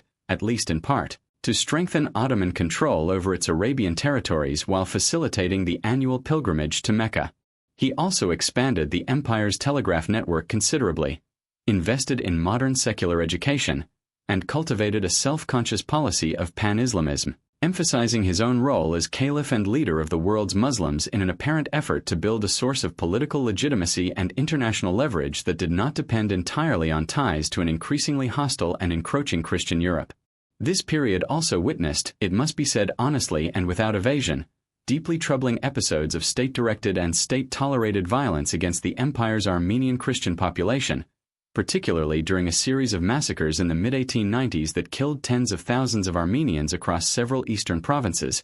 episodes that reflected the increasingly volatile and, at times, genuinely dangerous intersection of nationalist tension, religious animosity, and state anxiety about territorial and political disintegration that characterized this difficult final chapter of Ottoman imperial governance. Abdülhamid's long and complicated reign finally came to an end in 1908, when a coalition of reform-minded military officers and civilian intellectuals, organized as the Committee of Union and Progress and generally remembered to history as the Young Turks, forced the restoration of the suspended constitution through a largely peaceful military-backed uprising centered in the empire's Macedonian provinces. Abdülhamid initially remained on the throne as a constitutional monarch under this new arrangement, but following an unsuccessful conservative countercoup the following year, he was formally deposed in 1909 in favor of his considerably more compliant brother, Mehmed V, while effective political power increasingly passed into the hands of the Young Turk movement and its leadership, setting the stage for the final, and ultimately catastrophic, chapter of Ottoman imperial history. The Young Turk government that assumed effective control of Ottoman politics after 1908 brought genuine energy and a real commitment to further administrative, educational, and military modernization, but it also inherited, and in certain respects considerably worsened, the empire's deepening geopolitical isolation and internal fragility. The years immediately following the Young Turk Revolution brought a rapid and genuinely alarming series of territorial losses, beginning with the formal Austrian annexation of Bosnia and Herzegovina in 1908, followed by the loss of Ottoman Libya to Italy in a war fought during 1911 and 1912, and culminating in the truly disastrous First Balkan War of 1912. In which a coalition of Balkan states, including Serbia, Bulgaria, Greece, and Montenegro, launched a coordinated offensive that stripped away nearly all remaining Ottoman territory in Europe within a matter of weeks, reducing the once vast Ottoman presence on the continent to a small enclave immediately surrounding Constantinople itself. This catastrophic sequence of losses generated genuine shock and profound anxiety within Ottoman political and military circles, and it contributed directly to a further radicalization of the Young Turk movement, culminating in a 1913 coup that brought a triumvirate of increasingly authoritarian leaders, most notably Enver Pasha, Tulut Pasha, and Cemal Pasha, to effective dictatorial control over Ottoman policy in the years immediately preceding the outbreak of the First World War. This leadership, driven by a genuine and understandable, if ultimately catastrophically miscalculated, desire to recover lost territory and secure the empire's long-term survival against its many regional and European rivals, made the fateful decision in the autumn of 1914 to enter the First World War on the side of Germany and Austria-Hungary, a decision motivated by a complex mixture of genuine ideological affinity with German military modernization, deep and long-standing distrust of Russia, France, and Britain, and a calculated but ultimately disastrously mistaken bet on which side would emerge victorious from the coming conflict. The war years that followed brought a level of suffering, dislocation, and violence to Ottoman territories that dwarfed even the difficult decades that had preceded them. Ottoman forces achieved a genuinely significant and, for Turkish national memory, enduringly important defensive victory at Gallipoli in 1915, repelling a major Allied amphibious invasion aimed at forcing open the straits and capturing Constantinople itself, a campaign in which a previously little-known Ottoman officer named Mustafa Kemal distinguished himself through decisive and effective battlefield leadership, establishing a reputation that would prove enormously significant in the years immediately following the war's end. But this defensive success at Gallipoli could not offset the broader catastrophe of the war years, which brought devastating military defeats in Mesopotamia and Palestine at the hands of British forces, widespread famine and economic collapse across Ottoman territories, and in the single darkest chapter of the entire Ottoman story, the systematic deportation and mass killing of the empire's Armenian population beginning in 1915, an atrocity that resulted in the deaths of the great majority of the Ottoman Armenian community, whether through direct killing, starvation, or exposure during forced deportation marches through the Syrian desert, and that stands, by the assessment of the great majority of professional historians and numerous national governments and international bodies, as a genocide, one of the defining atrocities of the 20th century's opening decades, carried out by a state leadership desperately and, in the end, murderously convinced that the empire's very survival required the violent removal of a population it had come to regard, with tragically misplaced and lethal suspicion, as an internal security threat allied with the empire's wartime enemies. The Ottoman Empire's participation in the First World War ended in defeat in the autumn of 1918, when the exhausted and militarily broken Ottoman government signed the Armistice of Mudros, agreeing to demobilize its remaining forces and permit Allied occupation of key strategic points throughout its territory, including, in a development of enormous symbolic and practical significance, the city of Constantinople itself, occupied by British, French, and Italian forces beginning in November of that year. The leaders of the wartime Young Turk triumvirate fled into exile rather than face the consequences of their catastrophic wartime decisions, and the following years brought a period of genuine chaos and uncertainty, as Allied powers began the process of formally partitioning what remained of Ottoman territory, culminating in the deeply punitive Treaty of Sèvres of 1920, which would have reduced the Ottoman state to a small rump territory in north-central Anatolia, stripped of its Arab provinces, its remaining European territory, and substantial portions of Anatolia itself, which the treaty proposed to divide among Greek, Armenian, and Kurdish territorial claims alongside continued zones of direct European occupation and influence. This deeply humiliating settlement, imposed on a government in Constantinople that many Turks increasingly regarded as having lost any genuine claim to represent the interests of the broader population, provoked a determined and ultimately successful nationalist resistance movement, organized initially in the Anatolian interior and led, fittingly enough, by the same Mustafa Kemal who had distinguished himself at Gallipoli several years earlier. Over the course of a hard-fought and genuinely consequential Turkish war of independence, waged between 1919 and 1923 against occupying Greek forces in western Anatolia and against the continued authority of the Allied-backed government in Constantinople itself,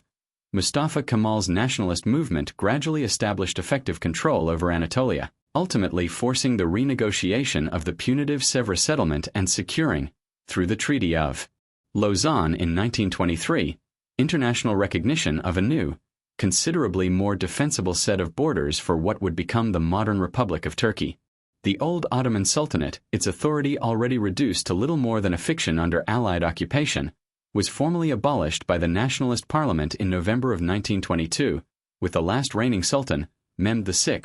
departing Constantinople into permanent exile aboard a British warship shortly afterward, bringing to a close a dynastic line that had ruled continuously, in one form or another, for well over 6 centuries, since Osman's small frontier principality had first taken shape on that quiet hill above Sagat so many generations earlier. The Ottoman Caliphate, the empire's remaining claim to spiritual leadership over the broader Sunni Muslim world, survived the fall of the Sultanate itself by only a little over a year,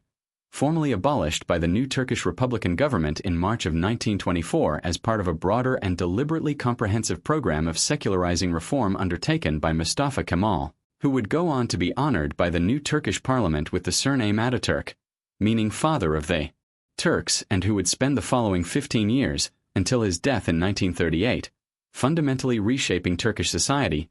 law, education, and culture along explicitly secular and Western-oriented lines, a final and genuinely transformative chapter in the long, slow 6th-century unfolding of a story that had begun, all those centuries earlier, with a small band of nomads pitching their tents beside a quiet stream in the hill country of northwestern Anatolia. No account of Ottoman power during its long centuries of strength would be complete without turning our attention, for a while, away from the great land campaigns in the Balkans and Anatolia and out onto the water, toward the Mediterranean Sea itself, which for much of the 16th century functioned almost as an Ottoman lake, patrolled and largely dominated by Ottoman fleets, and by the loosely affiliated corsair captains of the North African coast who operated under Ottoman authority while retaining considerable independence of action. The most celebrated of these naval commanders was a man known to history as Hayreddin Barbarossa, born on the Aegean island of Lesbos to a family of mixed Turkish and Greek heritage, who rose from modest beginnings as a corsair captain operating out of North African ports to become, by the 1530s, the Ottoman Empire's supreme naval commander, a position from which he oversaw the construction and organization of a fleet capable of contesting, and very often defeating, the combined naval forces of Spain, Venice, and the Papal States across the length and breadth of the Mediterranean. Barbarossa's greatest naval triumph came in 1538 at the Battle of Preveza, fought off the coast of western Greece against a large Holy League fleet assembled by Emperor Charles V and commanded by the celebrated Genoese Admiral Andrea Doria, one of the most respected naval commanders in all of Christian Europe. Through a combination of superior tactical positioning, effective use of the wind and currents along the Greek coast, and Doria's own uncharacteristic caution in committing his full force to battle, Barbarossa achieved a decisive victory that confirmed Ottoman naval supremacy across the eastern and central Mediterranean for a generation afterward, a supremacy that would only begin to be seriously contested decades later at Lepanto, the battle we discussed in an earlier chapter, and even then, as we noted, only temporarily and incompletely. The broader Ottoman naval and maritime tradition extended well beyond Barbarossa's individual exploits, encompassing sophisticated shipbuilding facilities along the Golden Horn in Constantinople capable of constructing and repairing large numbers of galleys with genuinely impressive speed and efficiency, and an equally sophisticated tradition of maritime cartography and navigation, exemplified by the work of the Ottoman admiral and geographer Piri Reis, whose remarkable world map, completed in 1513 and drawing on a combination of older Islamic, Greek, and, intriguingly, early Portuguese and Spanish sources documenting recent voyages of exploration to the Americas, survives today as one of the most historically significant cartographic documents of the entire early modern period, a genuinely fascinating artifact that speaks to the surprisingly cosmopolitan and well-informed character of Ottoman intellectual engagement with the broader world during this era, an engagement that popular historical narrative, with its frequent and often overly simplistic emphasis on a supposed civilizational divide between an insular Islamic East and an outward-looking Christian West, has tended to underappreciate considerably. Ottoman naval power would gradually decline in relative terms over the following centuries, as the maritime innovations of Atlantic European powers, particularly the Dutch and later the British, transformed naval warfare and long-distance trade in ways that increasingly favored ocean-going sailing vessels over the oared galleys that had dominated Mediterranean warfare for so many centuries. But the memory of Barbarossa and the broader golden age of Ottoman Mediterranean naval supremacy remained, a source of genuine pride and historical significance throughout the empire's subsequent history.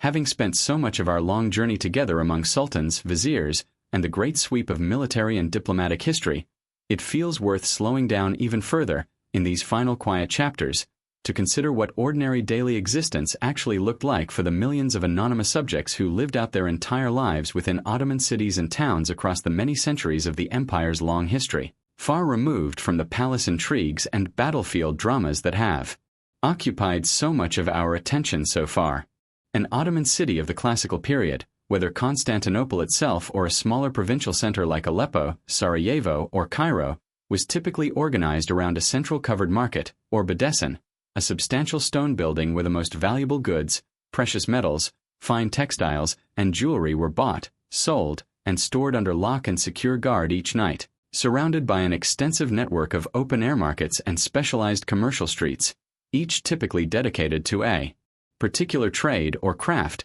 so that a visitor moving through the city might pass in succession through streets dominated by coppersmiths, then by leatherworkers, then by booksellers and stationers, each guild maintaining its own internal regulations governing quality standards, pricing, and the training of apprentices through a system that bore certain structural similarities to the guild traditions of contemporary medieval and early modern Europe. Beyond the world of formal commerce, the Ottoman coffeehouse emerged, beginning in the middle of the 16th century, as one of the most genuinely distinctive and socially significant institutions of urban life across the empire,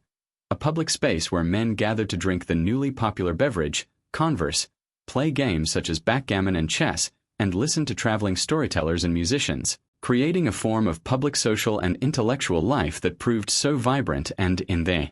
eyes of some conservative religious and political authorities, so potentially subversive as a venue for the free exchange of political opinion and gossip, that Ottoman authorities periodically attempted, with only partial and temporary success, to restrict or close coffeehouses altogether during moments of particular political anxiety. The coffeehouse tradition would eventually spread from the Ottoman world into Europe itself during the 17th century, arriving first in cities with extensive Ottoman trading contacts such as Venice and Vienna, and playing a genuinely significant role in the broader development of European public intellectual and commercial life during the following century, a reminder of the countless ways in which Ottoman culture shaped and enriched the broader world well beyond the more familiar narratives of military conflict and territorial rivalry that have so often dominated popular historical memory of the relationship between the Ottoman Empire and its European neighbors. Family and household life within Ottoman cities varied enormously depending on wealth, religion, and region,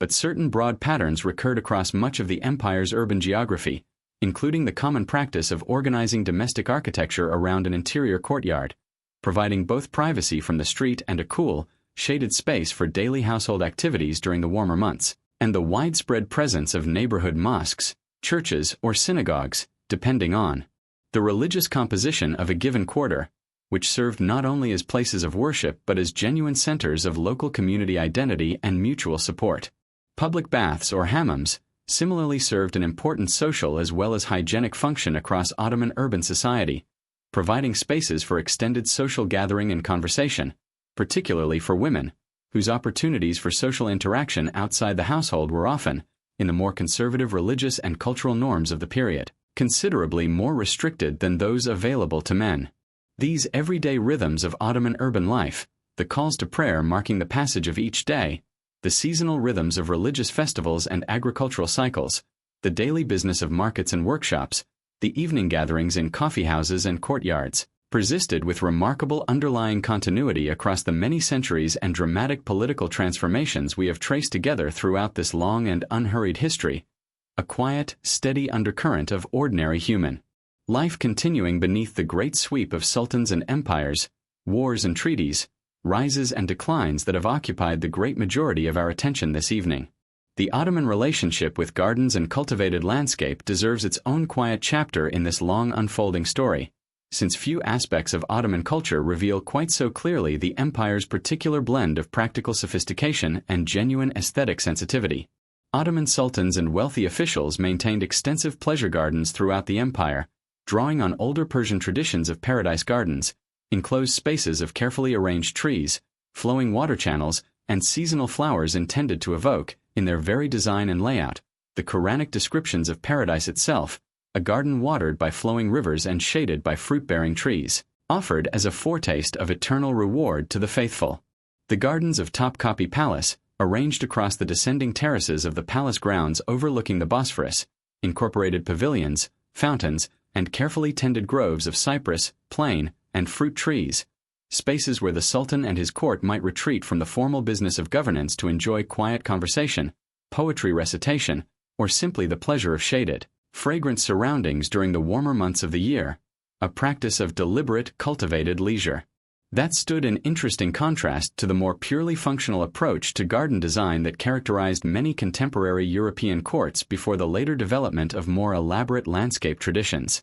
This same appreciation for careful cultivation extended, unsurprisingly, into the famous Ottoman culinary tradition, which developed over the centuries into one of the most sophisticated and influential cuisines of the early modern world, drawing together culinary influences from across the empire's vast territorial reach, from the Balkans and Anatolia through the Levant and North Africa, and synthesizing them within the elaborate kitchens of the Topkapi Palace, which at the height of the empire's power maintained a staff of hundreds of cooks organized into specialized divisions responsible for everything from the preparation of the Sultan's personal meals to the feeding of the thousands of palace staff, soldiers, and visiting dignitaries who moved through the palace complex on any given day. Ottoman cuisine developed a particular fondness for slow-cooked stews and pilafs, for the delicate use of spices brought along trade routes stretching from the Indian Ocean to the Mediterranean, for elaborate sweet pastries layered with nuts and honey, and for the careful preparation of coffee, which, as we discussed in the previous chapter,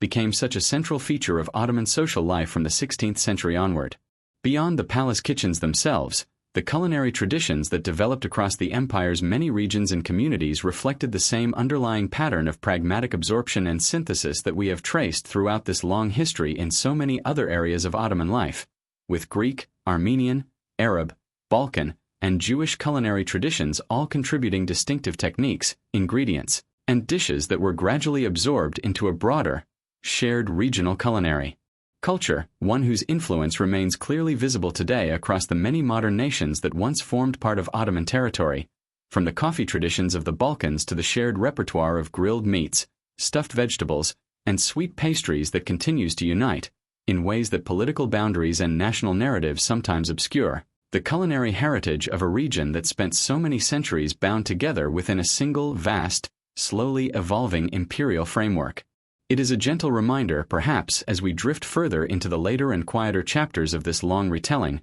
that empires leave behind far more than the battles and treaties that occupy the pages of formal political history, that the quiet, everyday pleasures of a shared meal, a cultivated garden, or a cup of coffee slowly savored in careful conversation can outlast, in their own understated way, even the grandest and most militarily formidable of political structures. As the Ottoman Empire's relationship with the states of Europe grew increasingly complex over the centuries, particularly from the 18th century onward as the balance of military and economic power gradually shifted in Europe's favor, the empire developed an increasingly sophisticated diplomatic apparatus centered on what became known, in the diplomatic language of the period, as the Sublime Porte, a term originally referring to the ceremonial gate of the Grand Vizier's office in Constantinople, but that came, over time, to serve as a shorthand for the entire Ottoman government in its dealings with foreign powers, much as the term Washington might today refer to the broader apparatus of the United States federal government rather than merely a particular building. Early Ottoman diplomatic practice, particularly during the empire's period of greatest strength and confidence under rulers like Suleiman the Magnificent, had generally proceeded from a position of clear superiority, with foreign ambassadors received as supplicants seeking favor from a manifestly dominant power, and Ottoman rulers showing relatively little interest in maintaining permanent embassies of their own in foreign capitals, preferring instead to dispatch temporary diplomatic missions, as particular circumstances required. This pattern began to shift gradually over the following centuries, as the empire's relative military and economic position weakened in comparison to its European rivals,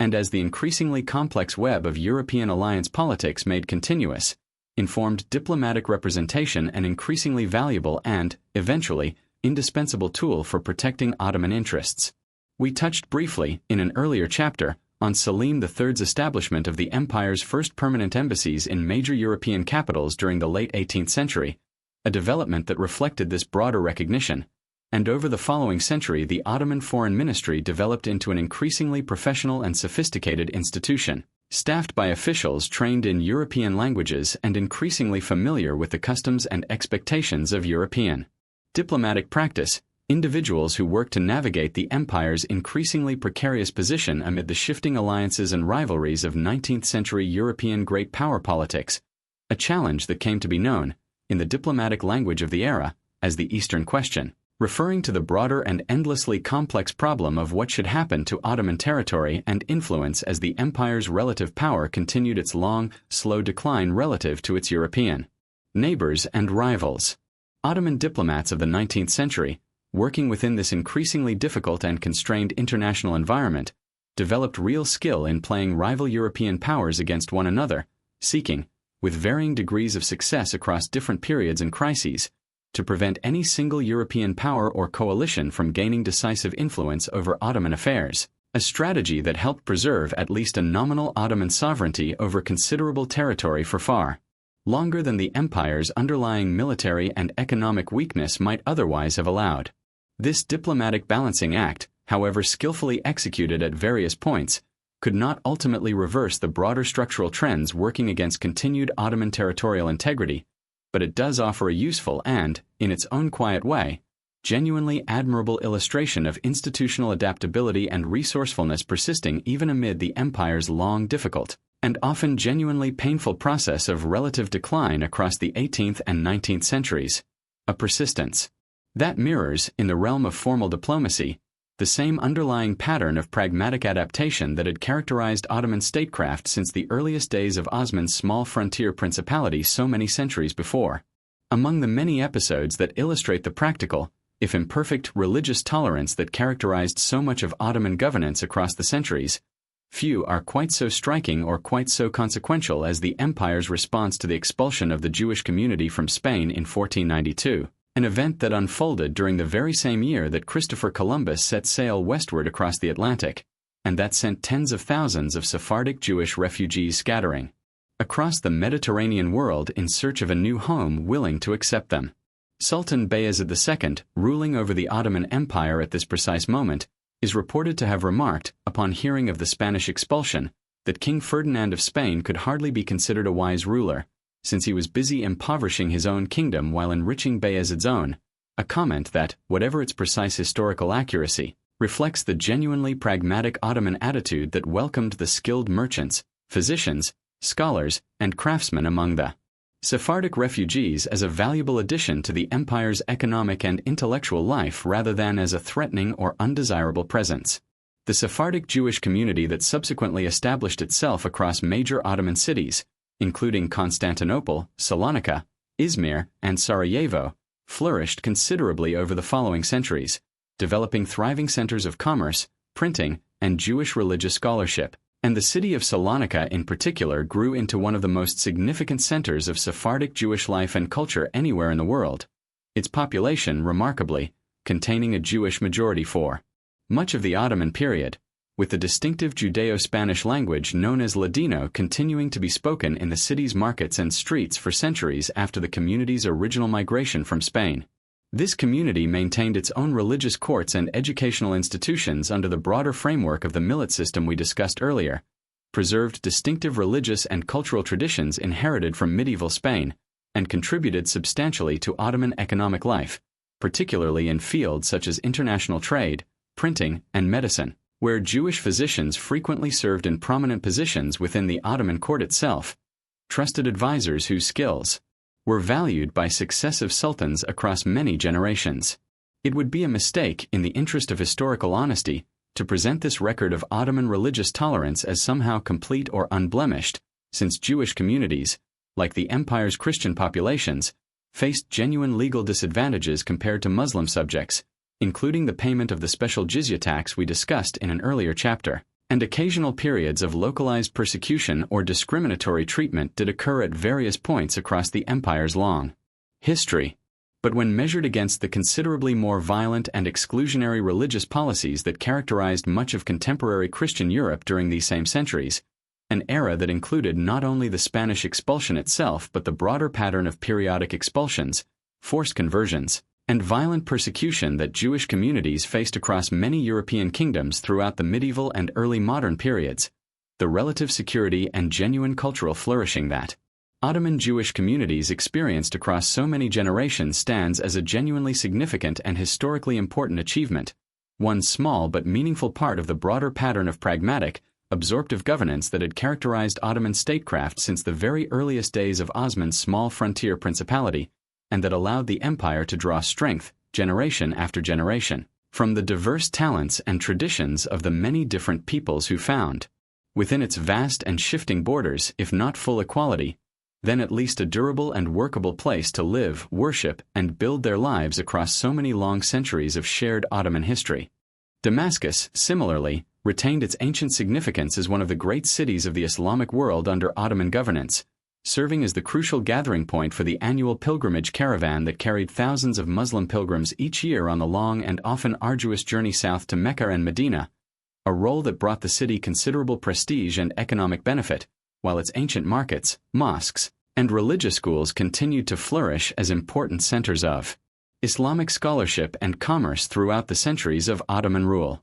Baghdad, though it never fully recovered the extraordinary preeminence it had enjoyed centuries earlier as the capital of the Abbasid Caliphate, before the devastating Mongol invasion of the 13th century had brought that earlier golden age to a brutal end, nonetheless remained a significant provincial center under Ottoman rule, contested for a period between Ottoman and Safavid Persian control before its final and lasting incorporation into Ottoman territory,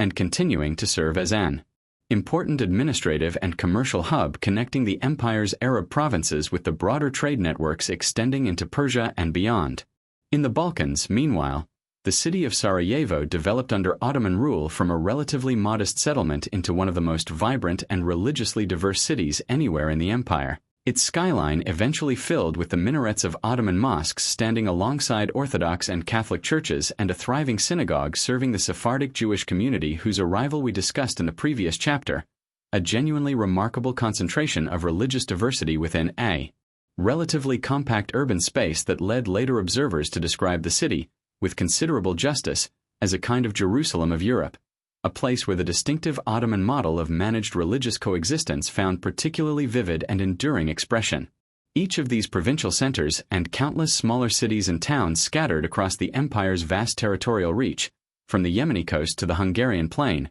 from the Crimean steppes to the Libyan desert, developed its own distinctive local character and traditions even while remaining bound together within the broader shared framework of Ottoman law, administration, and imperial identity. A genuinely remarkable achievement of governance across such enormous geographic and cultural distance, sustained not through uniform cultural assimilation but through precisely the kind of flexible, pragmatic, absorptive approach to diversity that we have traced, in one form or another, throughout every stage of this long and unhurried journey through Ottoman history. Before we turn, in these final chapters, to broader reflections on the empire's economy, its long Eastern rivalry with Persia, and its lasting historical legacy, it feels worth returning once more, in this quieter and more atmospheric chapter, to the particular world of the Ottoman frontier itself, a world that shaped the empire's earliest character and that continued, across many centuries, to define life along its ever-shifting borders in the Balkans and later, along the contested marches, facing Habsburg Hungary and the Persian frontier to the east. The light cavalry raiders known as Akinci, whose name derives from the Turkish word for flowing or raiding, formed an irregular but genuinely significant component of Ottoman frontier military strength from the earliest days of the Beylik through the height of the empire's European campaigns, warriors who lived along the borderlands themselves, organized into hereditary raiding families whose lands and privileges were passed down across generations in exchange for continuous service patrolling and raiding along the empire's ever-shifting European frontier. Unlike the salaried, centrally organized Janissary Corps we discussed at length in earlier chapters, the Akinci operated with considerably greater independence, typically supporting themselves through the plunder and captives taken during their frontier raids rather than through any regular salary drawn from a central treasury, an arrangement that gave them both considerable freedom of action and a genuinely direct personal stake in the continued expansion and instability of the frontier. Itself, since peace, however welcome to the broader population of the empire's interior provinces, threatened to deprive these frontier raiders of their primary source of livelihood. This particular dynamic, a frontier military class whose economic interests were often more closely tied to continued raiding and expansion than to the settled peace and orderly administration favored by the central Ottoman bureaucracy, created a recurring and genuinely interesting tension within Ottoman frontier policy across many centuries, one echoed in various forms along frontier zones in many other historical empires, from the Roman limes to the Chinese frontier against the steppe, a reminder that the relationship between a great imperial center and its distant, often semi-autonomous borderlands rarely proceeded according to any single, simple logic. Life along the Ottoman Habsburg frontier during the 16th and 17th centuries, in particular, developed its own distinctive and genuinely fascinating borderland culture, one in which Ottoman Akinci and their Christian counterparts, the various frontier militias and irregular forces maintained by Habsburg and Hungarian authorities along the opposite side of the border, developed complex and sometimes surprisingly personal relationships across the religious and political divide that separated their respective empires, exchanging prisoners, negotiating local truces during particularly difficult seasons, and, in some documented instances, even developing genuine friendships and mutual respect between individual raiders and their opposite numbers, a nuanced human reality that the broader official narratives of religious and civilizational conflict, on both the Ottoman and European sides of this long frontier,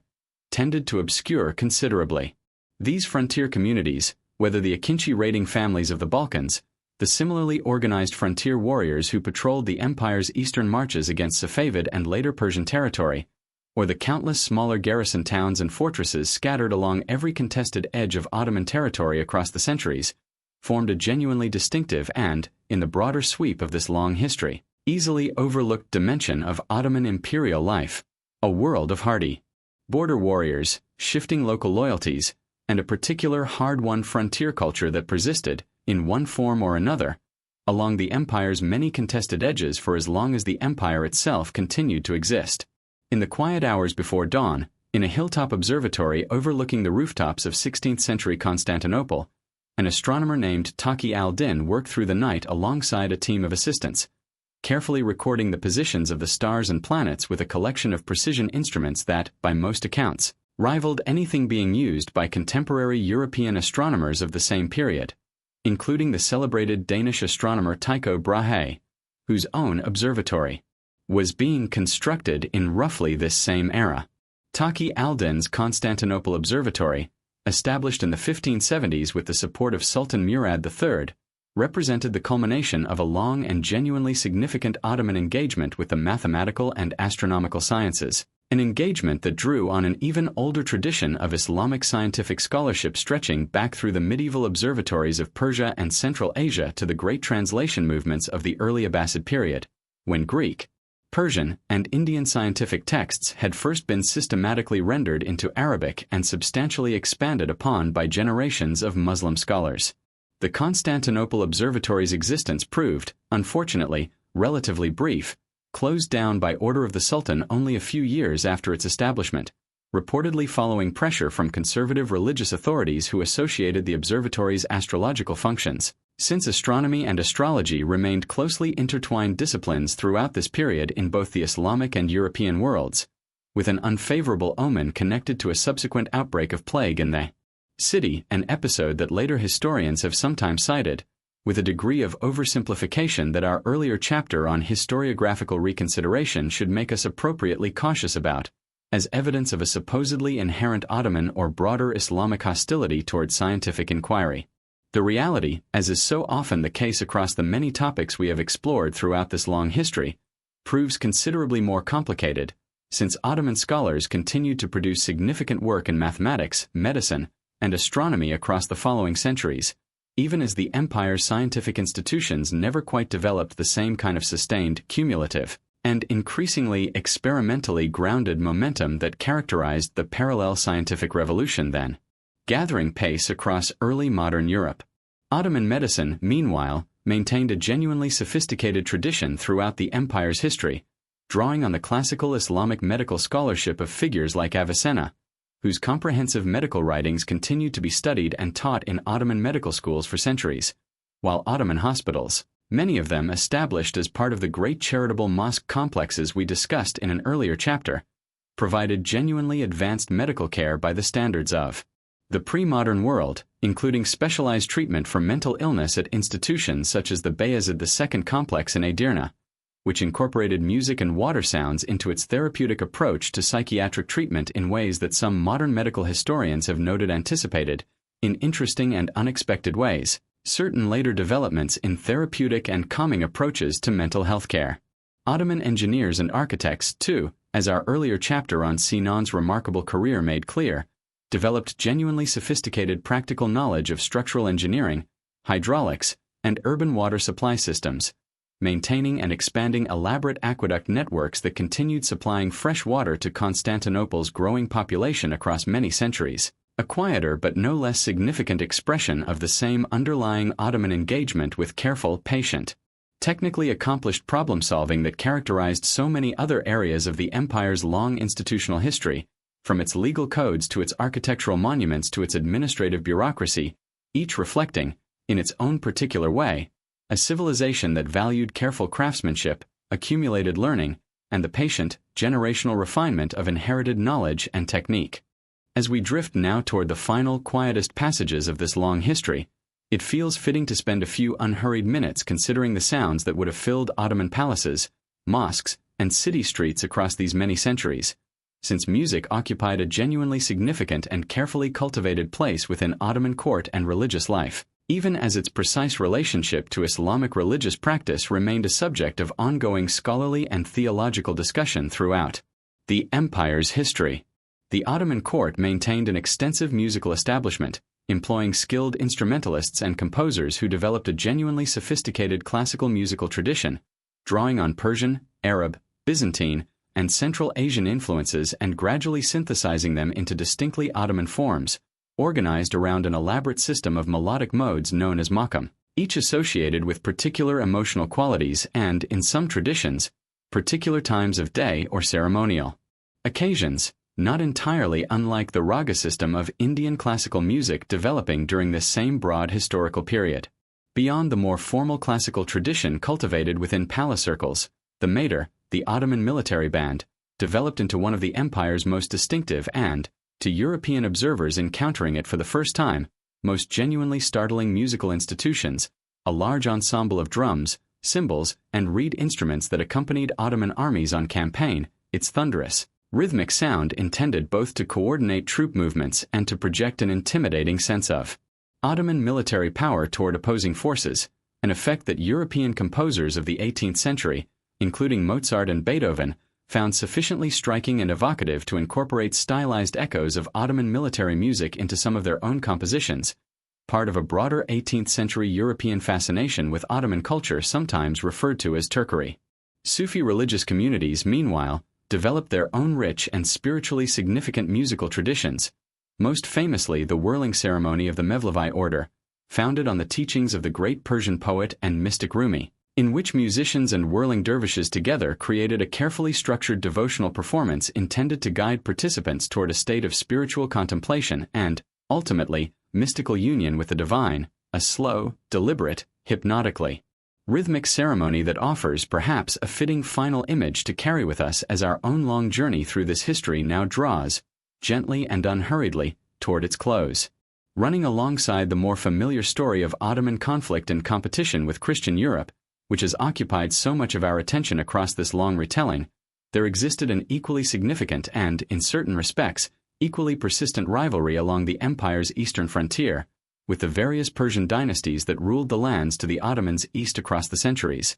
a rivalry rooted not only in the ordinary territorial and strategic competition that characterized relations between any two large neighboring empires, but also in a genuine and deeply felt religious division between the Ottoman Empire's Sunni Muslim identity and the distinctly Shia religious orientation that the Safavid dynasty, beginning in the early 16th century, worked deliberately and quite forcefully to establish as the dominant faith across Persian territory. We touched on the opening chapter of this rivalry earlier, in our discussion of Selim I's decisive victory over Shah Ismail at the Battle of Calderon in 1514,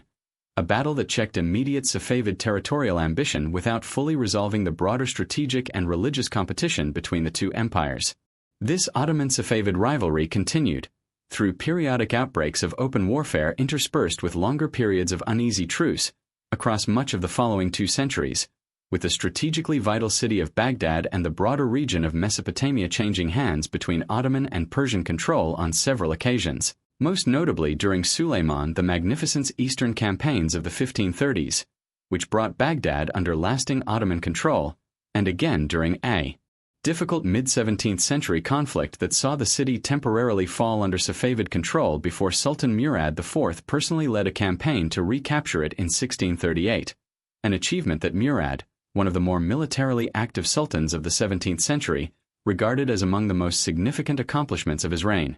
The border regions of eastern Anatolia and the Caucasus, similarly, remained a persistent zone of contested territory and periodic conflict between the two empires, their competing claims complicated further by the presence of numerous smaller local principalities and tribal confederations whose shifting allegiances between Ottoman and Persian overlordship added yet another layer of complexity to this long-running eastern rivalry. The Safavid dynasty itself eventually collapsed in the early 18th century amid internal instability and invasion from Afghan tribal forces, giving way to a period of considerable political fragmentation in Persia before the rise of the remarkable and militarily formidable Nadir Shah, who briefly reunified Persian territory and even launched a series of successful campaigns eastward into Mughal India during the 1730s, while also fighting several further rounds of border conflict against Ottoman forces along their long-shared frontier before his own assassination in 1747 plunged Persia back into a further period of internal fragmentation. The broader Ottoman-Persian rivalry gradually diminished in strategic significance over the following century, as both empires found themselves increasingly preoccupied with the more pressing and, in the long run, more consequential challenge posed by the rising power of Russia to their mutual north, a shared strategic concern that occasionally pushed the two long-standing rivals toward a more cautious and cooperative relationship during the empire's final century, even as the older religious and territorial tensions that had defined so much of their earlier history never entirely disappeared from the broader diplomatic landscape of the region. No account of how the Ottoman Empire managed to sustain itself across more than 6 centuries would be complete without at least a brief and unhurried consideration of the economic foundations that made such extraordinary institutional longevity possible in the first place, foundations that rested on a combination of extensive agricultural taxation, control over some of the most valuable long-distance trade routes in the pre-modern world, and a continuously evolving, if often genuinely challenged, system of currency and public finance. The empire's core agricultural tax base, administered for much of its history through the Timar system we discussed in an earlier chapter, drew on the extraordinarily productive farmland of Anatolia, the Balkans, and Egypt, the latter province in particular renowned since antiquity for the remarkable fertility of the Nile floodplain and serving, throughout the Ottoman period, as one of the empire's single most valuable sources of agricultural tax revenue, its annual grain shipments helping to feed the enormous population of Constantinople itself. Beyond agricultural taxation, the Ottoman state derived enormous value from its strategic control over the crossroads connecting European, Asian, and African trade networks, with the empire's territory encompassing crucial links in the ancient overland Silk Road trade carrying goods from China and Central Asia toward Europe, alongside maritime trade routes connecting the Mediterranean with the Indian Ocean world through Red Sea ports under Ottoman control following Selim I's conquest of Egypt. Constantinople itself functioned as one of the great commercial entrepôts of the early modern world, its markets filled with spices from India and Southeast Asia, silk from Persia and China, furs from Russia and the Caucasus, and a vast array of manufactured goods produced within the empire's own extensive network of urban craft guilds. And the customs revenue generated by this enormous volume of trans-regional trade provided the Ottoman treasury with a substantial and, for many centuries, remarkably reliable source of state income. The empire's monetary system, centered for much of its history on the silveraki as the basic unit of currency, faced genuine and increasingly serious challenges beginning in the later 16th century, when the massive influx of American silver into global trade networks, arriving first through Spanish-American colonies and then flowing steadily eastward through European trade channels, contributed to significant inflationary pressure across the entire Mediterranean and Middle Eastern Economic world, a challenge that Ottoman administrators worked to address through a variety of measures, including periodic currency debasement and the eventual introduction of new denominations and, later, the gold-based currency reforms of the 19th century Tanzimat period. These economic pressures, combined with the empire's growing financial entanglement with European creditors during the 19th century, a development that eventually led to the establishment of an internationally supervised Ottoman public debt administration following a formal Ottoman debt default in the 1870s, illustrate clearly how the broader economic and financial transformations reshaping the 19th century world, driven substantially by European industrialization and the accompanying expansion of European capital markets, placed genuinely difficult and, in the end, only partially resolvable strains on an Ottoman fiscal system that had, for so many previous centuries, proven remarkably capable of sustaining one of the largest and most durable empires the world has ever known. For much of the 20th century, both Western and, to a considerable extent, Turkish historians tended to organize the broader narrative of Ottoman history around a fairly simple and, as more recent scholarship has increasingly demonstrated, considerably oversimplified framework, one that identified the death of Suleiman the Magnificent in 1566 as the effective high point of Ottoman civilization, followed by a long, largely uninterrupted, and essentially inevitable process of decline stretching across more than 3 centuries until the empire's final collapse in the aftermath of the First World War. This so-called decline paradigm proved remarkably durable in both academic and popular historical writing, offering a tidy and intuitively satisfying narrative arc, rise, golden age, and fall, that mirrored similarly structured narratives applied to other great historical empires, from Rome to the Mughals, and that fit comfortably within a broader 19th and early 20th century European historical tradition inclined to view non-European civilizations through a lens of inevitable and, essentially unidirectional decline relative to an ascendant and dynamically modernizing West. More recent generations of historians, drawing on considerably more extensive and sophisticated research into Ottoman archival sources, provincial administrative records, and economic data, have worked to substantially complicate and, in many respects, to fundamentally revise this older declinist narrative, and it is worth pausing here, in this quieter and more reflective chapter, to consider some of the reasons why. The Ottoman state that existed in the 18th century, for instance, though it had certainly lost the overwhelming military dominance it had enjoyed during Suleiman's era, remained, by many measures, a genuinely large, wealthy, and administratively sophisticated empire, one whose provincial economies in many regions continued to grow, whose population increased considerably across the period, and whose central and provincial administrations, far from simply collapsing into dysfunction, continued to adapt, however imperfectly, to changing circumstances through periods of genuine and often quite effective reform, as we saw clearly in our discussion of the remarkable Köprülü era and, later, the ambitious Tanzimat reforms of the 19th century. What had genuinely changed, these more recent historians argue, was less an internal Ottoman collapse than a fundamental transformation in the broader international context within which the empire operated, as certain European states, driven by a complex combination of technological innovation, new financial and commercial institutions, colonial expansion into the Americas and Asia, and, eventually, the transformative effects of industrialization, began to pull ahead of the Ottoman Empire and, indeed, of most other contemporary world powers, in terms of military and economic capacity, at a pace that had genuinely few historical precedents. Judged against this rapidly shifting and increasingly demanding international standard, the Ottoman Empire's relative position inevitably weakened over the 18th and 19th centuries, not because Ottoman institutions had somehow uniquely failed or decayed, but because the competitive bar against which any pre-modern agrarian empire, however well administered, was increasingly being measured had risen to a level that few, if any, comparable states anywhere in the world, including the Qing Empire in China or the Mughal Empire in India, both of which faced remarkably similar patterns of relative decline during this same broad historical period,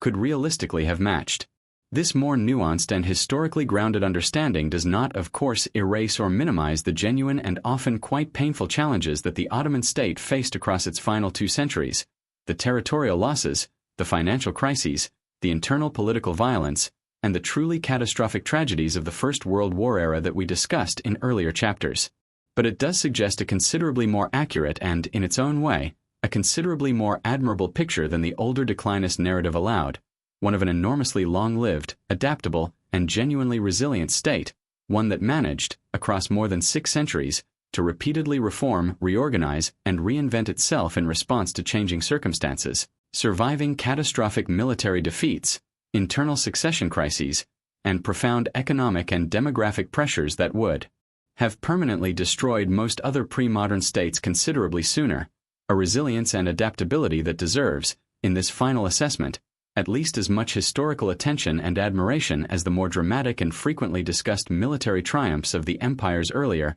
more overtly glorious centuries. As our long and unhurried journey through more than 6 centuries of Ottoman history draws slowly toward its close, it seems fitting to spend these final quiet minutes considering not the empire's ending, which we have already traced in some detail, but rather its enduring legacy, the countless ways in which the Ottoman world continues, even now, to shape the lands and peoples that once lay within its vast and shifting borders. Walk today through the old quarters of cities such as Sarajevo, Skopje, Thessaloniki, Cairo, or Damascus, and the physical traces of Ottoman rule remain immediately visible, in the graceful domes and slender minarets of mosques designed by Sinan and his many successors, in the covered markets and caravanserais that continue to structure the commercial life of old city centers, in the public fountains and charitable complexes established through the Waqf endowment system we discussed several chapters ago, monuments to a particular vision of pious, generous urban governance that shaped the physical character of these cities across so many generations.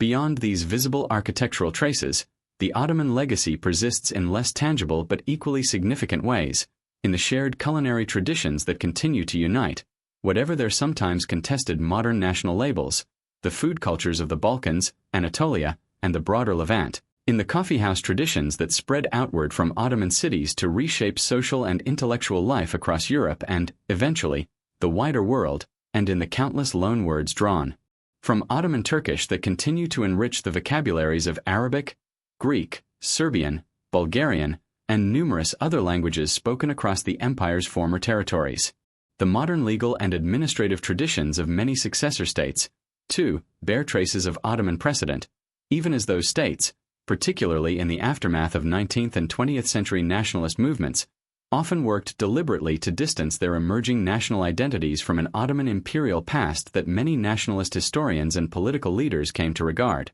not entirely fairly given everything we have discussed across this long retelling, as a period of foreign occupation and cultural suppression rather than as the complex, genuinely formative, centuries-long shared history that the historical record actually reveals.